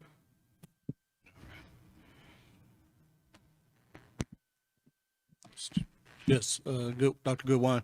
Thank you. I had a couple questions where you follow up on one of the things that you said that was a major complaint that we heard that I want to make sure is clear. So you said for the long-term subs that the building principals currently have identified that they would like to continue next year, those individuals are going to continue with us, unlike we did last year, where we waited to see if we filled them and come back. So their spots are secure. I just want to make sure that's clear. I want to double down on what you just said to say absolutely they're secure. We want to do that. We didn't get that right last year. And so two things. One, we need them to be secured because of the way we've negotiated with our 26 pay going to 24 and then a 25 crossover with teachers. We need to secure those long-term subs in that position so that we don't have to shut off their IT access, shut off their email in the summer, cut them off for training. We need them to stay on the books all the way through, which is why we need to identify them now. The ones that aren't identified, then we would treat them as though their employment with us ends in June, and if they would like to apply with ESS to be long-term subs in next year, that's fine. That's great. I just want to make sure we're clear. Yes. So if I'm a long-term sub, you're a long-term sub, and I teach a science class, let's just say that. And let's just, you got to be good though. I'm saying, are you going to be good? I'm good at everything I do. So, but I'm good at that piece of it. We are saying that we are if the principal have identified them and you guys have confirmed that those individuals are good candidates to stay, we are not going to displace them from that position if we are telling them that they're going to move with us. We are not going to displace them. And to focus, to give an example of what you said, if I'm a long-term sub and I'm at Belmont and Miss McDowell says, hey, Dr. Goodwine is my long-term sub. I want to go for her. She's my 9th grade physical science sub. Then we're providing training. Again, meeting with UD tomorrow to figure out ways to get you cost prohibitively a license. And then when we target and recruit now we know that we don't have to look for a physical science teacher for Belmont because you've already agreed. So it really helps us on our end at central office because now we can target our recruiting instead of widening that out and trying to get teachers, so to speak, with a comma next to it. We can say, hey, we want a particular teacher in particular grade. Okay, that's good to hear.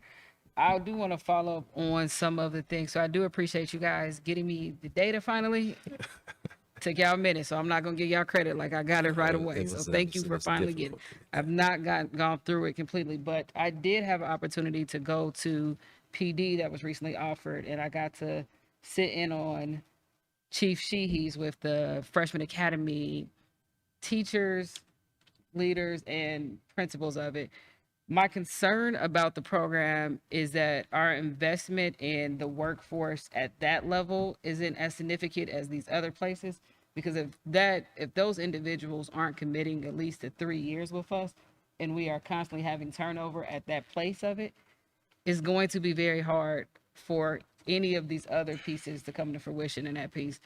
Question for you here is, like, even when I talked to that group, and I did reach out to you about some things, like, we're investing in a significant amount in the Freshman Academy, but there's no information about the Freshman Academy unless you know someone in here. So even that piece of, like I asked you, that piece on the website, that piece to help them have champions for this, and then as well as how we are making sure that the pieces that we need for this program to have a chance of success, which is the human capital, is the first point for me, isn't just a person who gets stuck in there. Like, we need individuals to commit longer than a year for us.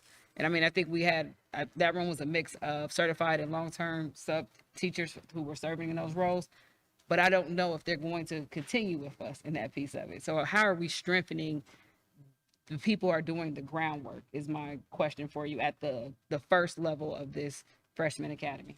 So we studied the Freshman Academy in other cities, and you do have the numbers, and we've seen some increases in 2 of the 3 areas, but the system actually is probably more important than the person. And what I mean by that is we have a system for Freshman Academy, how they work together, how they plan, how they support students, and the implementation of the curriculum with fidelity. I just had this conversation this morning with Dr. Sheehy. Sometimes we find that when you're a long-term sub, you actually really buy into the process because you're like, hey, I haven't taught before. I really want to learn. And that tends to work for us. We don't want to have a rotating door as freshman teachers. I do agree with you. We do need to ask them to commit.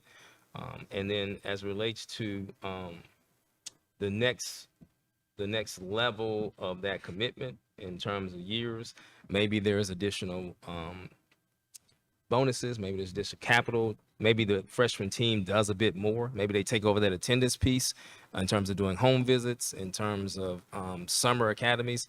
So I'm with you in terms of retention. I don't disagree with that at all. And in terms of how you find this out, because I was glad to get your call to say, hey, this is pretty good stuff. How do I find it? I have talked to my team about that, and we will be making sure we make that more prominent on the website. That's good. And I'll also say, talk to those individuals because they may be able to give you guys more insight on kind of their experience as this is the first year of the program and ways of things that would help, not if they would have known coming into it, why they would have come back into it again.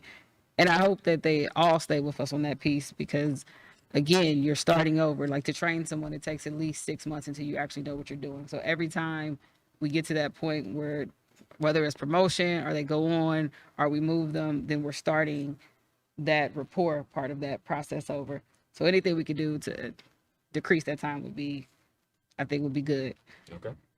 Second part on that one, so that was the because I did see a difference of engagement from those who are in the day-to-day and then those individuals who support it. I kind of would like to request that you guys like really talk to your principals about how they feel the program is going right now and things that could make it more prominent for them and their investment into it. So some things that we have heard from our principals are there's a lot on their plate, and this is another program, but this is a premier program. So if it's a premier program, we can't continue to treat it like it's just another checkbox task on that one, which means something has to come off the plate if we're going to do this, because they can't, like, asking individuals to balance everything as a premier program doesn't make it a premier program. So I just ask you guys to actually get some feedback from our principals on what they believe is working with this program, where they see the deficiencies in the program. Because, I mean, they're the ones who are championing it outside of central office. Got it. All Can right. do. Thank you. That's Can all I do. have, Mr. President.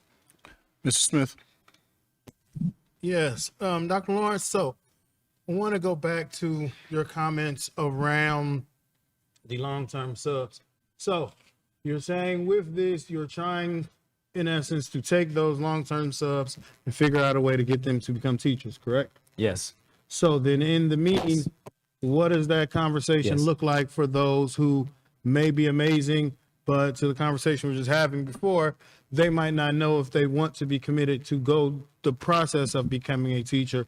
What does that look like there? Where if now it's someone saying, I really like David Lawrence as my 10th grade science teacher here, but I'm open to if we get a certified teacher here. I think stepping into that conversation, I think, might be key.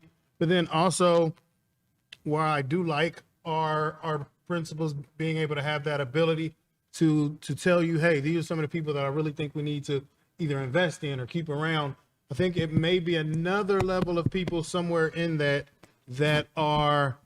may not be the best fit for that building, but may be a great better fit at another space. And so I think to have that second layer conversation with principals and some of the staff might be beneficial moving down the road, because you might have somebody that was at middle school this year and maybe they would have been better at elementary, or somebody who was at high school and maybe should have been at middle.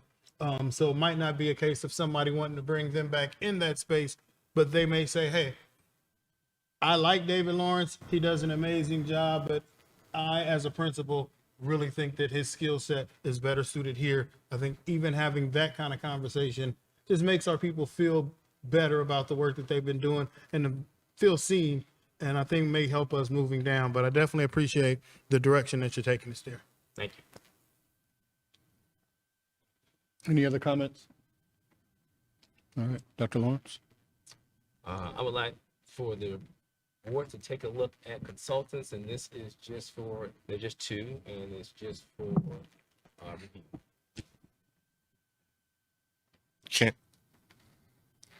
Can we just review B through E together? Sorry? Can we just review B through E together? Absolutely. Yes, absolutely. Mike's not working. Well, absolutely. What was the question?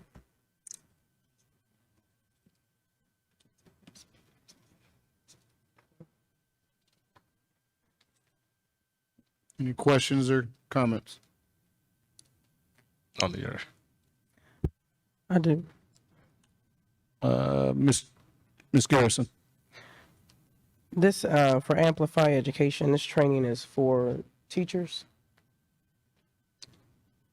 Yes, if you see Amplify, it's definitely for teachers. And it's our.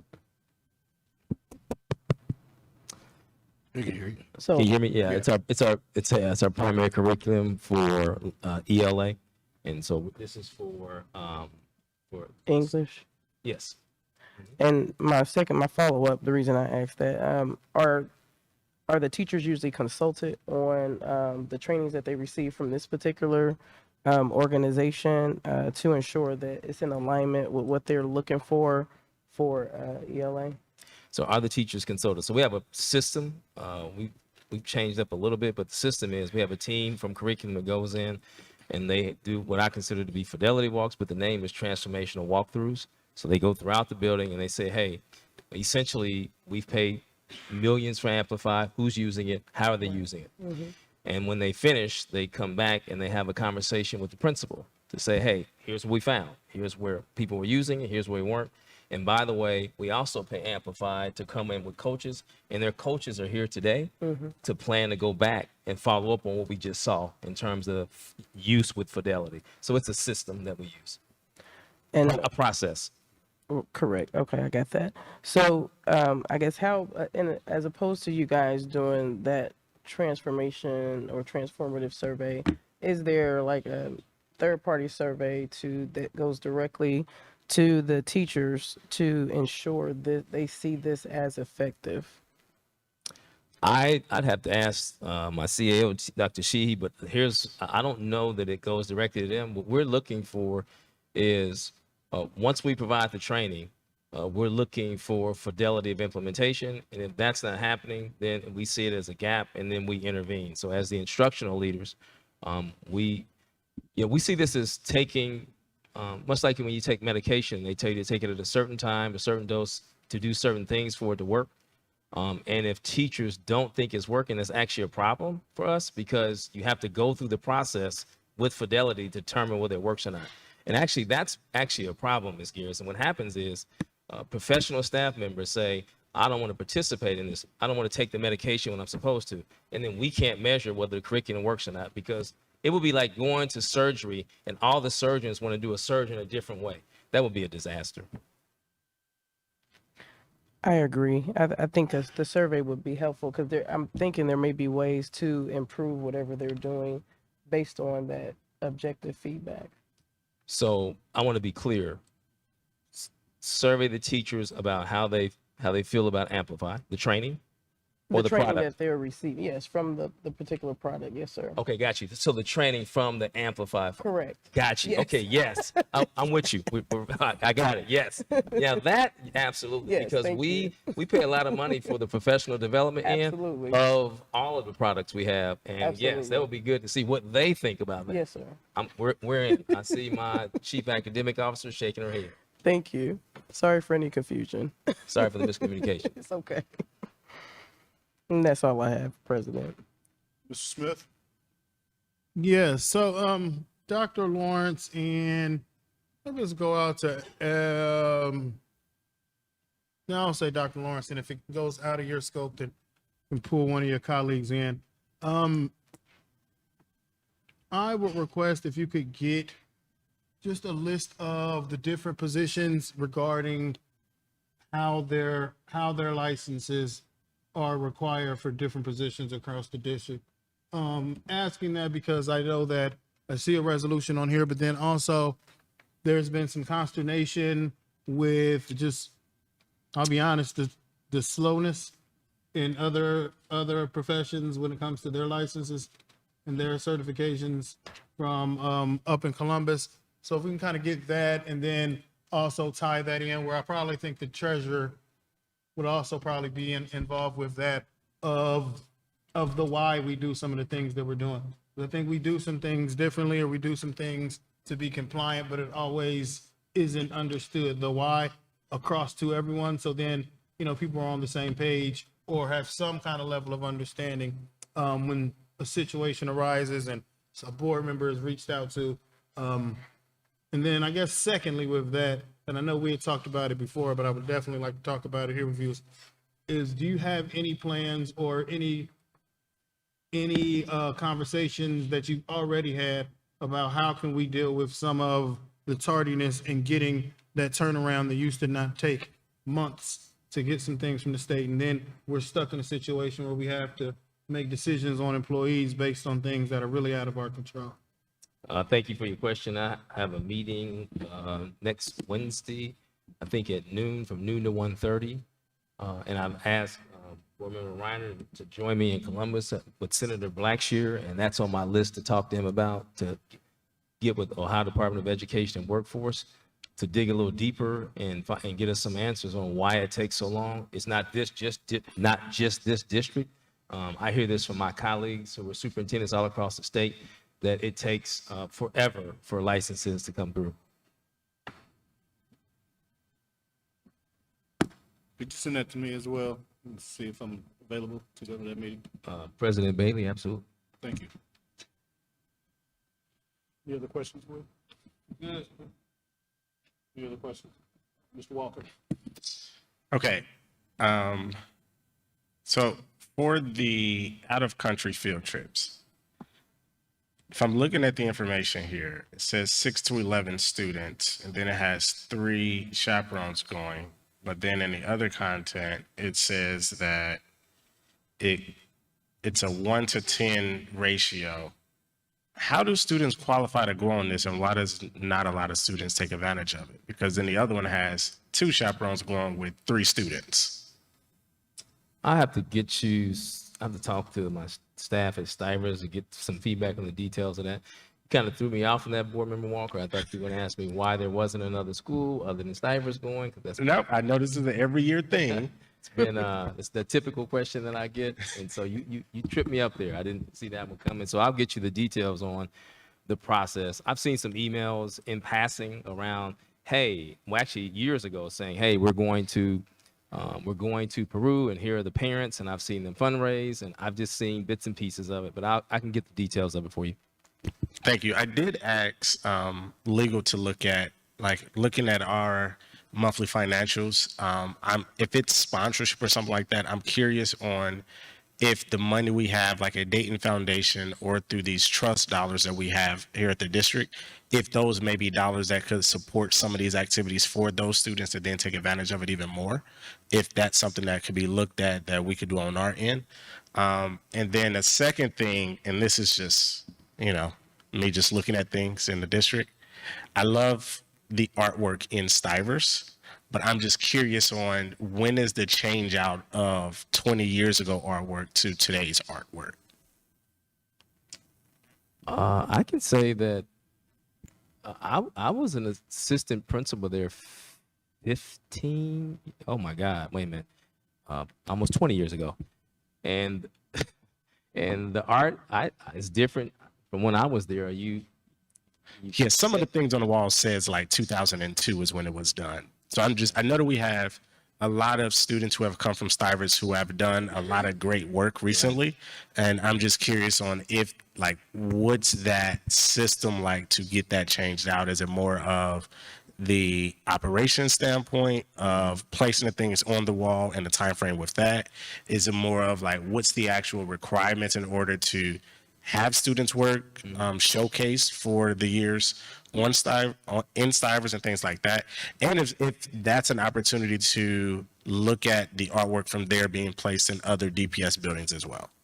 I can certainly ask Ms. Minor, Ms. Whips, and of course, we have a resident expert who works with us, Ms. Dooley. I can ask them about what that process is and get back with you. I just wanted to piggyback off just a little. And I just wanted to say, at Ponus, we were talking about taking new pictures because, when you first walk into Ponus, the pictures that's there, they're from, when Miss Lawrence and my stepmom went there. And it's that's not too long ago. That's they just graduated. But we have a lot of new things, and we would want to put that in our school. I think, what if we didn't just focus on Stivers, but we redecorated every school almost with newer things that's new, new pictures in the schools from 2 years ago instead of 10, what I'm saying? I would say, Ms. Woods, you're pretty opinionated. I see you when I come to Ponus. I would ask that you talk to your principal about that. I know when you walk into Thurgood, it doesn't look the same as Dunbar or Belmont. When you walk into Thurgood, there's a vestibule full of kids and pictures and recent ones, and so there is. I think that's a function of the principal, and I know you certainly have no problems advocating for what your classmates want. I echo you, Ms. Woods, Thank you. because those 2009 banners that are still up is wow. So if someone could get over to Ponus and get those down, it's been a long time. A lot have happened since then. And then that little TV in the hallway that struggled. Wait. This is a line. This is a line on Ponus. Okay. It's like a line. TV. Help you get what you Wait, this is a line. It is 3 TVs there that just got the lines going through them. Ms. Reiner? Thank you, Mr. President. Before we move on to the next item, I would just like to take a moment, since we're talking about artwork, to recognize the beautiful artwork of the Belmont students that we have throughout this room. It's really fantastic. I've been looking at those pictures the whole time. He said, just take a moment to look at the beautiful artwork that's here. I think this is, Mr. Walker, hold on before you that. You know who, with the teacher who led the art class, what school she came from? doesn't she retire at the end of this Colonel year? White. Miss Rogers? Is this her Ms. last year? Rogers is going to be retire, rehire. Yeah. That's correct. Anyone else? That is from Colonel White. All right. Thank you, Ms. Ryan. Treasurer? All mine are for review. A is monthly financials. This is a placeholder until it's reviewed by the Finance Committee on Thursday. We have several donations. Thank you, donors, and until when it's approved, I will send a thank you note to the donors. Approval of minutes. I have minutes for December 6, December 9, and December 16 for your review. So we'll go contracts. I have one contract for shared services. They are helping us in payroll. Are we short a payroll person? Is that it? Yes, Yeah. we are 4 people short. 1 is hired, and 3 of them are going to be hired, approved next week. And once we hire those 3, I think it will be good. okay. Yeah.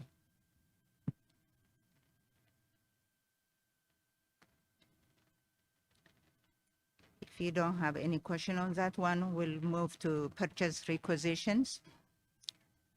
Purchase requisitions are from different.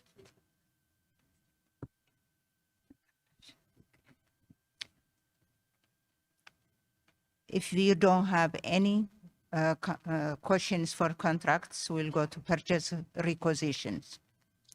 These purchase requisitions are from different departments. Let's look at them and review, and if you have any question, we'll answer.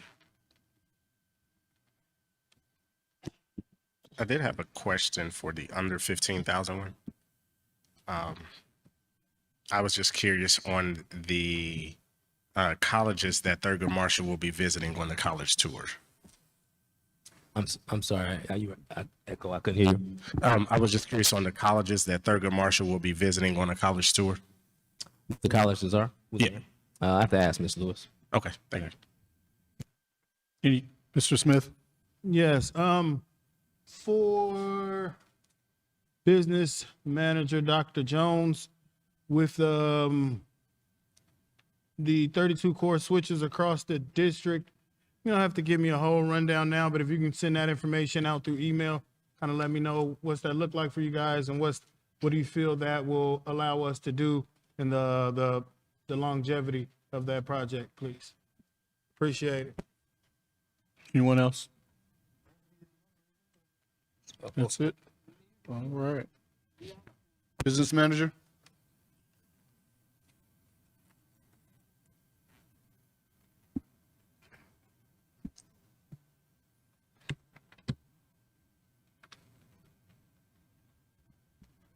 Thank you, Board President. I recommend a review of the following contract with Broombach Construction, Inc. Mr. President, I got some I have some questions about the new pyramid. I mean, that that don't really fit into any part of the board, but now. There is a new pyramid, and it's going to affect how our school lunches are eventually. And I was just curious, right now, do we serve full-fat milk to children, or is it like skim or 2% or what? I want to say it's 2%. 2%. Okay. Yes. So I mean, I that'll probably change. eventually. There's also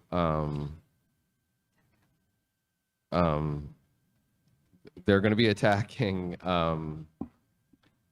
the highly processed foods, and the super donut. Do we still sell? Do we still give people those, or did they get rid of those? On occasion. Because I mean, I imagine. I mean, if the That super will- donut meets the definition of a highly processed food. I sure. agree 100%. Yep, it does. And we will be examining everything that we. Can't hear you. We'll be doing a full review and examination of what we serve our students based on the new pyramid and new guidelines. Okay. Yep.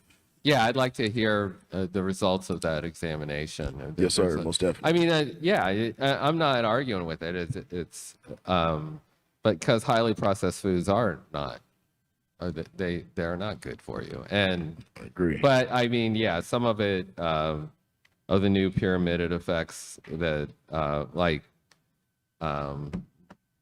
well, more meat and dairy.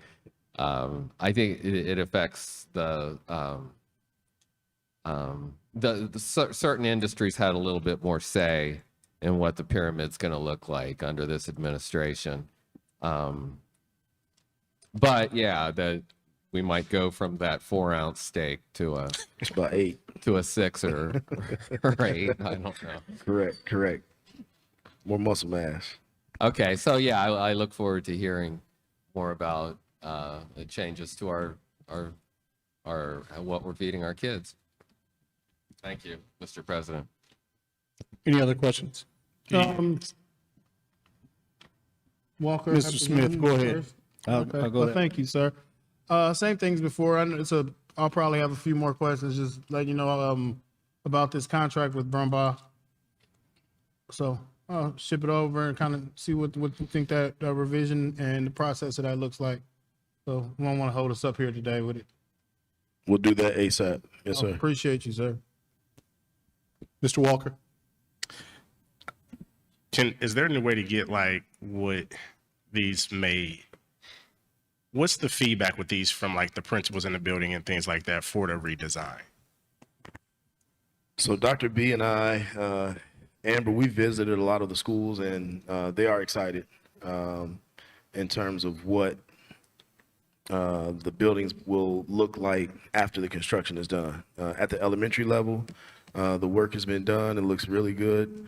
We haven't had any complaints. Okay, I'm curious on, and I don't know if this may be something to discuss in building operations or something like that. I'm just curious on like I see what the elementary and middle schools look like, but I'm curious on what the high school makeup would actually be. Because I believe like the original conversation we had with this is that it would be different from what those look like. But I'm just curious on, this is the cafeteria. Yeah, we can share some of the renderings with you. Okay. Yep. And then my last question is, do we know when restaurant week will be? I'm sorry, restaurant? The restaurant week that they did? Oh, when the restaurant week? Yeah. From Columbus, the visits we had, or? Never mind. Yeah. We'll talk offline. Okay. When they make their own stuff.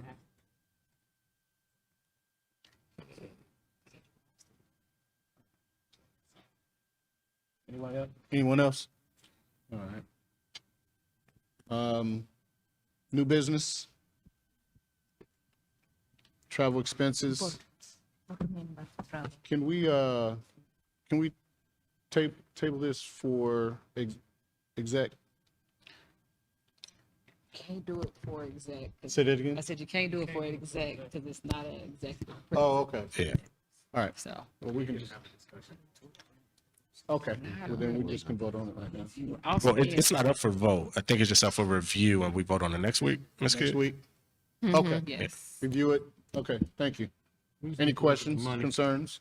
Yeah, if I could just request, Ms. Kidd, if you could share with us kind of where we are financially, as well as who these requests are for, So then we can just make some more decisions about how we move as a board. I know as I was exiting the presidency, there was some concerns about us actually being able to afford all this.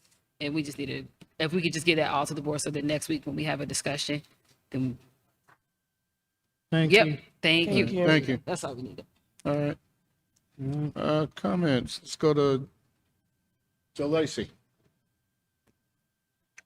Comments. I didn't ask for one. Comments. Oh, no, I have no comments. No comments. Ms. Reinhardt. Thank you, Mr. President. I will be brief. I want to thank everybody who came out today to attend the meeting. It's great to see new faces. I encourage you to come back and make these board meetings a regular part of your schedule. Thank you to Belmont, and thank you for everybody who logistically made this happen. I know that there's a lot of work that makes in the sound system being functional, and I'm appreciative of all the work that everybody has put into it. I would like to, in advance of our MLK Day celebrations next week, I will be out of town, and so I will not be able to join a lot of the functions that we have going on Monday, but I will be there in spirit, and I'm grateful for the presence that DPS has there. That is all I have, Mr. President.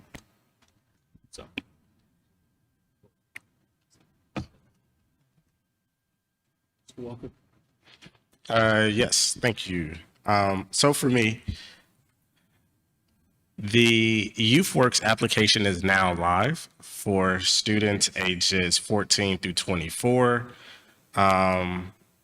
So please reach out to Montgomery County. If you know any youth for summer employment, please have them fill that out. We do have on the books scheduled a legislative breakfast February 23rd at 11 a.m. at Central State Dayton. Congratulations to the Meadowdale cheerleaders who are the state champ runners-up for the OAC State Championship. I was excited to see the holiday programs last year for Christmas break and things like that. Excited for MLK events. And then we are entering Black History Month, so I know schools are about to be busy with their programming, so looking forward to that. And then lastly, for me, I would like to make a motion to allow DPS Athletics to utilize the 2 recordings from Stivers School for the Arts for the national anthem and Lift Every Voice and Sing for athletic events, with the exception of if schools would like to have some live singing or anything like that, that they're allowed to. Oh, I was gonna, while I agree with them being able to use that, I don't believe that a motion would be necessary since there's nothing in there that says that we only have to use the one recording. I think the emphasis was on using recordings from our students. I'll defer over to other board members if they thought any differently. While I do want to say I do agree with allowing the schools to use the recordings that they would wish to use that came from the district. Yeah, I agree with that as well. So before we do that, I would withdraw the motion, and then if I withdraw it, then we can actually have a discussion prior to doing anything. So that Sounds good with me. So now we can have a discussion on it. Yeah, I think that the schools should be able to use whatever they want to Yes. use, especially when it comes to students or even parents, because there's been times when parents have come out to do national anthems and things like that. So I agree with that. So yeah, the current process is if they have a live recording, a live person, the school can utilize that one. The default is that they utilize the district recording, which we had just the musical version, but thanks to Ms. Whips and her team over there, we now have the word version, which is now the default one for them to utilize because it goes to us being uniform throughout the district. So they still, as always, I don't think we've had many people come out to do it live. I really hope to see that increase. That would be kind of nice, but yeah, that's the practice right now. Yeah, I think it also is a opportunity to do something really creative and look at things like down at Dragon Stadium and some of our other venues where there's actual people to come out and audition. I think just getting people from the community might be a group in the community to sing, and a local church group. I think just having people to open up that space to have that audition and then be able to give them a date where, hey, you can come out and this is the day we have you here to be able to sing the national anthem or lift every voice. And I think that also, to our business manager side and our athletic side, I think it could be a boost to some of the revenue in the buildings too. You know, if you have somebody coming out to sing, you're gonna have people come out same way. If you try to get young folk there, their parents and their friends are gonna come out and things like that. So I definitely appreciate the conversation. And I definitely, Dr. Lawrence, Dr. Jones, I definitely will welcome your collaboration in trying to see how could we create something that brings the community out for something beautiful like that. Any other comments? That was it for me. That was it for me. Is it? Yep. Okay. Ms. Woods?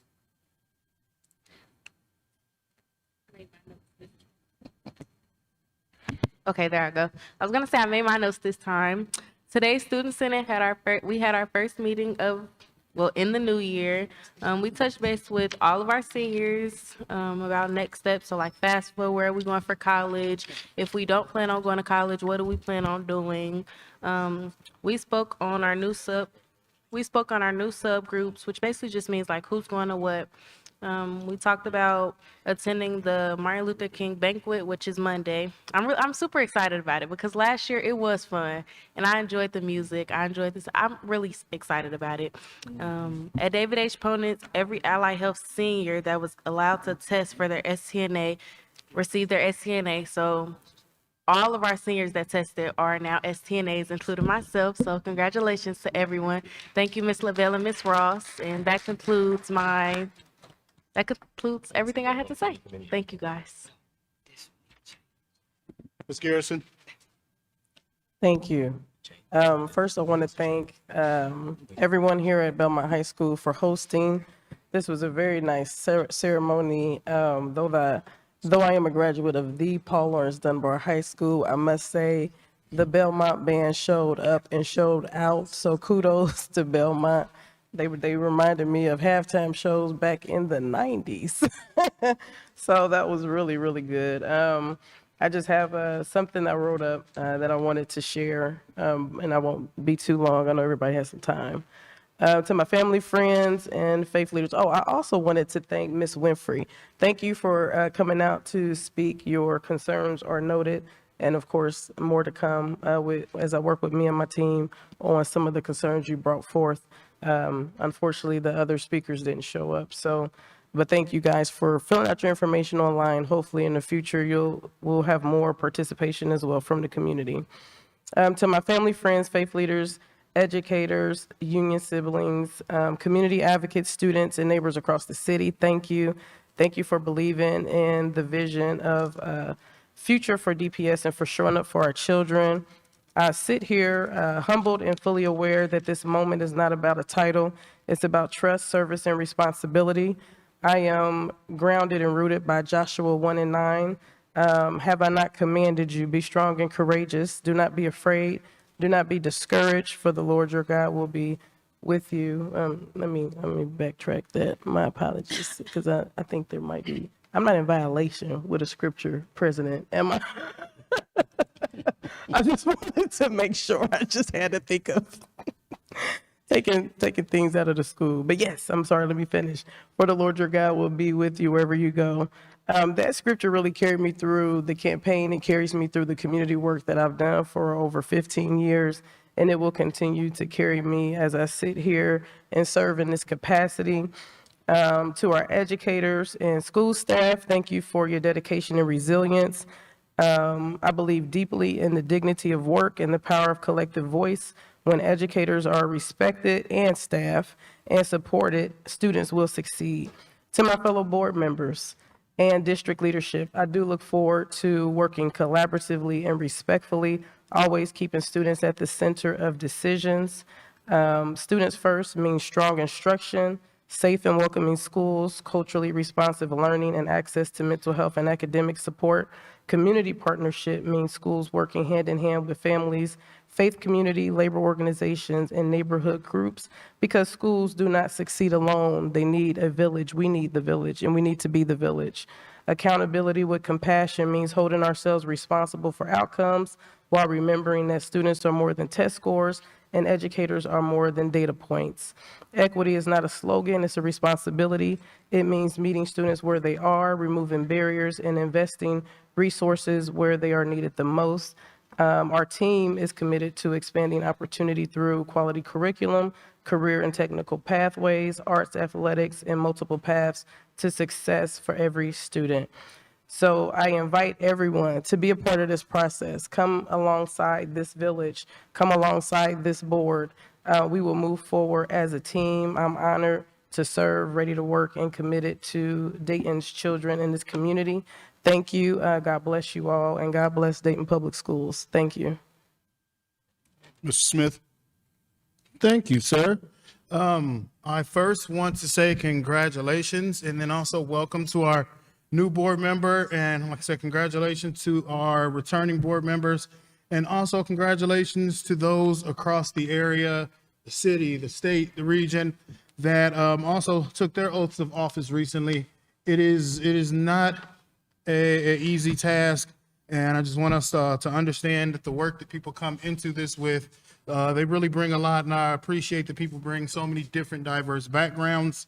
And I want us to remember that even though, unfortunately, because we don't all get out there and vote, a small percentage of our community really elects us and puts us in these positions. But when we're here, we really have to represent for a multitude of people, and honestly, sometimes more people than not that did not vote at all or may not even voted for you. So just to always try to stay humble in the fact that we have to be here and do that.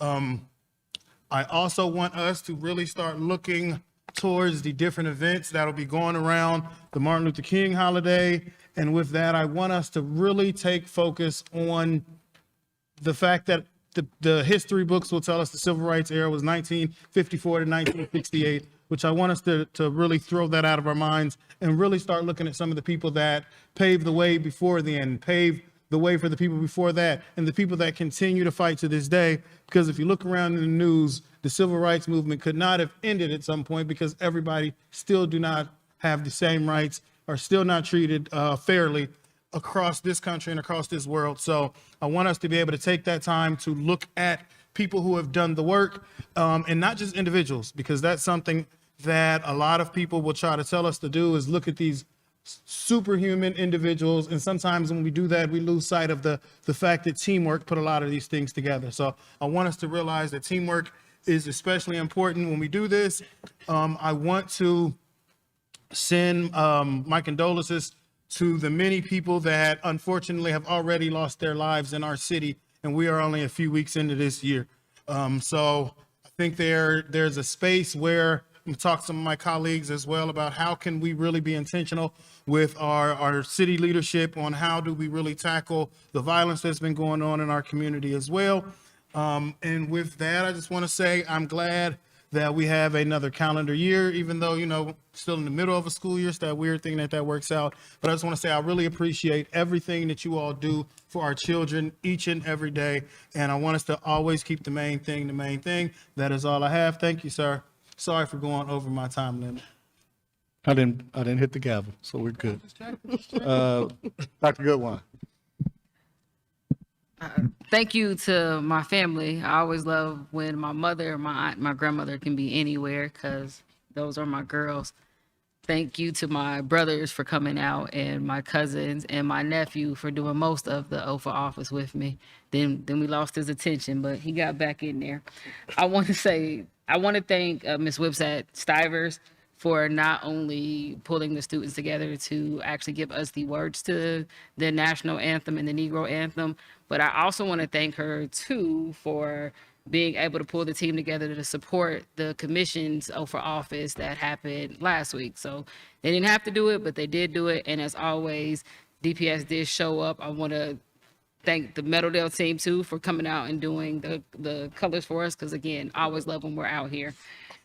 I want to say in December, I had the opportunity to actually attend it was also during the basketball game, but there was a showcase that was at Stivers as well, of where I got to learn a little bit about some that, I mean, Ms. Whips taught me that she paints every day. And I think that's super impressive that you hone your skill set by continuing to do it daily in that piece of it. So that was something new to me learn. I did enjoy looking at the gallery and talking to the individuals in there. Stivers has a lot that goes on in there, and you can miss it all if you don't occasionally just stop to pop in and see what's happening. Like, I know it's our big school because of all the things that we know what's happening, but just to see some of the small little gems that if you're there and you know about it, then you get to see something that makes you go like, oh, that's pretty cool. So thanks to that one. I want to thank our custodian team. They did a heck of a refresh on our buildings. I mean, I saw not only the pictures online, but I got to see the pictures in school. And if you don't know how much work goes into getting this back to get another start, it is an amazing job. So if you see anyone from our custodian team, tell them thank you, because they legit, while we were breaking and doing all this stuff over the holidays, they took a moment to make sure that kids came back to a clean place, and that goes to the safety owner. So thank you to them for that. I want to thank the transportation union leadership for coming out. In my time, I did try to do as much as I could to mitigate it, but I think at this point now, this body has to work together to figure out that sweet spot between what we're hearing the problems is and our leadership team, because we can't go as if we don't hear this. Ms. Winfrey shows up meeting after meeting and she tells us something, and we do talk to our leadership team. At this point, the 7 of us have to figure out how we meet in the middle here to relieve some of the frustrations, but also move the district forward and kind of what the best point is there. So I do challenge my colleagues here too, to not just sit here and just hear it again and again. We have to take some steps forward to figure out kind of what this divide is and how we get closer to getting that resolved. Appreciate you, man. Outside of that, I want to thank I'm gonna thank Associate Superintendent Minor for allowing me to have this program with the student workers. Dr. Bailey always talks to me all the time about how we have these meetings and we never really just talk about the kids. We talk about a lot of grown-up issues and we do a lot of grown-up stuff, but we never come back to the kids. Well, over the break, my student workers, who are a mix of Meadowdale and Ponitz, got to learn what it was like to work remotely. And Miss Woods is one of those individuals, and they were struggling to make a couple hours sitting on the computers, guys. And I mean, it was funny to watch because, you know, we had to do that at one point in life, but to watch my 14, 15, 16, and 17-year-olds go, so we have to stay here for 4 hours. You do. It's a thing, but it was really good. They learned some skills. They did get to learn about Canva. All of them are now a little bit better at creating designs, and they made it through that week. So I do appreciate not only the support that I'm getting for the administration for this program, but I am appreciating that these individuals keep showing up week after week to be a part of the Spirit Shop. So with that, that is all I have to say. Thank you. All right. Dr. Lawrence. I want to echo the congratulations to the board members who were reelected. And also congratulations to our newest board member, Ms. Jamaica Garrison, another Dunbar Wolverine on the dais here. And Dr. Bailey, congratulations to you on your presidency. We're here at Belmont High School, which is your alma mater, 1985. Go Bison. You Go didn't Bison. have to say the year. I'm sorry. I'm so sorry, Dr. Bailey. Dr. Bailey, I'm so sorry. So good. I mean, so sorry, Dr. Bailey. I'm not gonna say how old I was. 19 and 85. Dr. Bailey was probably salutatorian. Dr. Bailey was really smart. How about that? I just want to say me and Miss Woods have something in common. We wasn't born yet.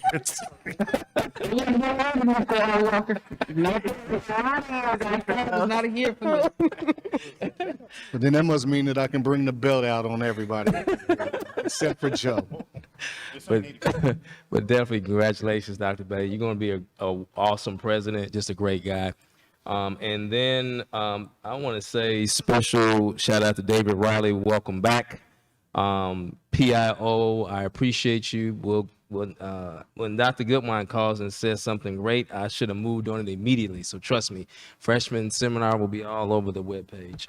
And then special shout out to 25-8. He does not like this. On the west side, actually east side too. In most cities, you have nicknames. So 25-8 is Richard Wright, Chief of Safety and Security. He's around 25-8, answers a call every day. I appreciate you, brother. And once again, kudos to Ms. McDowell, the principal, who's really showing exemplary leadership as an instructional leader and operational leader. That it? All right. Well, I want to thank God for being here for sure, and putting me in this position.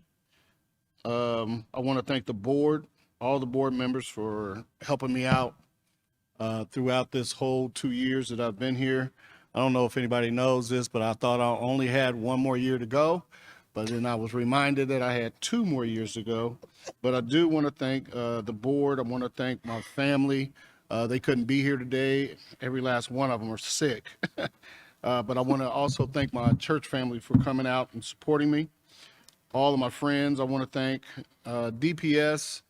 I just really thank you all. I also want to congratulate the mayor, our new board members, our returning board members. Thanks for all the help from all of the educators. I learned so much more being the vice president. It just really changed my whole mindset. I know I came in with an agenda. I think I've kind of got some of the things that I needed in my agenda, but there was just so much more to be done. And I just really thank all of the principals and all of the staff that we have. You guys have been amazing as far as I'm concerned. Anytime I call, I get my questions answered.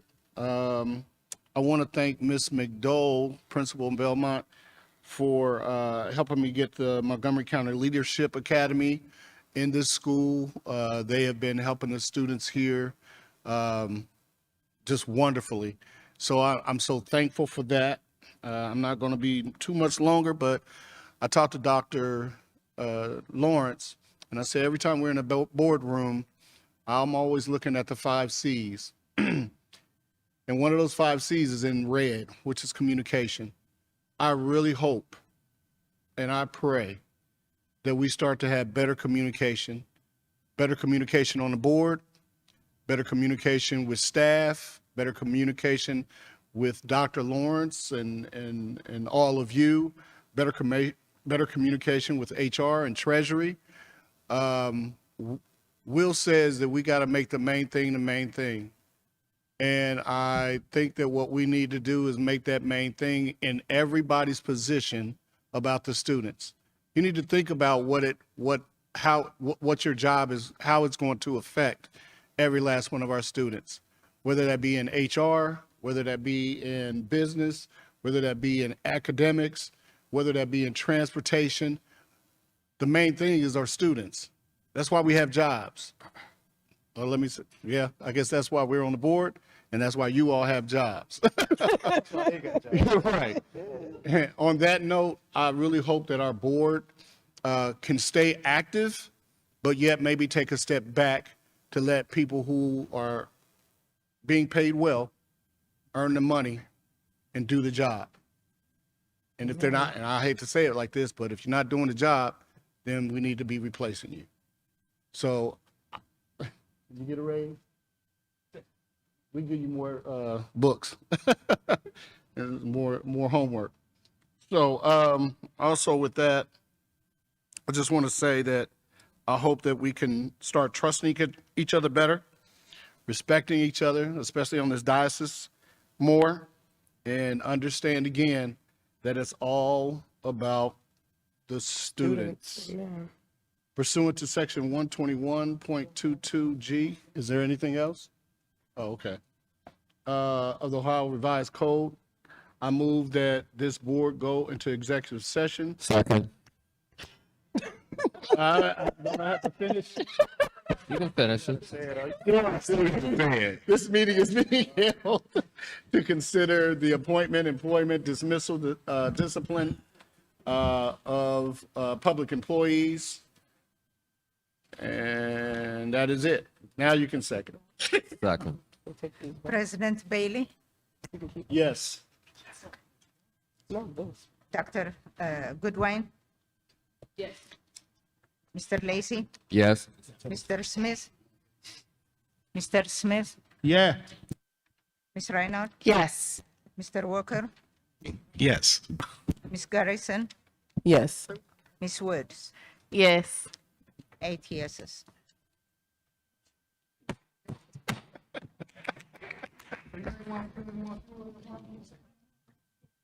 We had already talked about that. It'll be all right.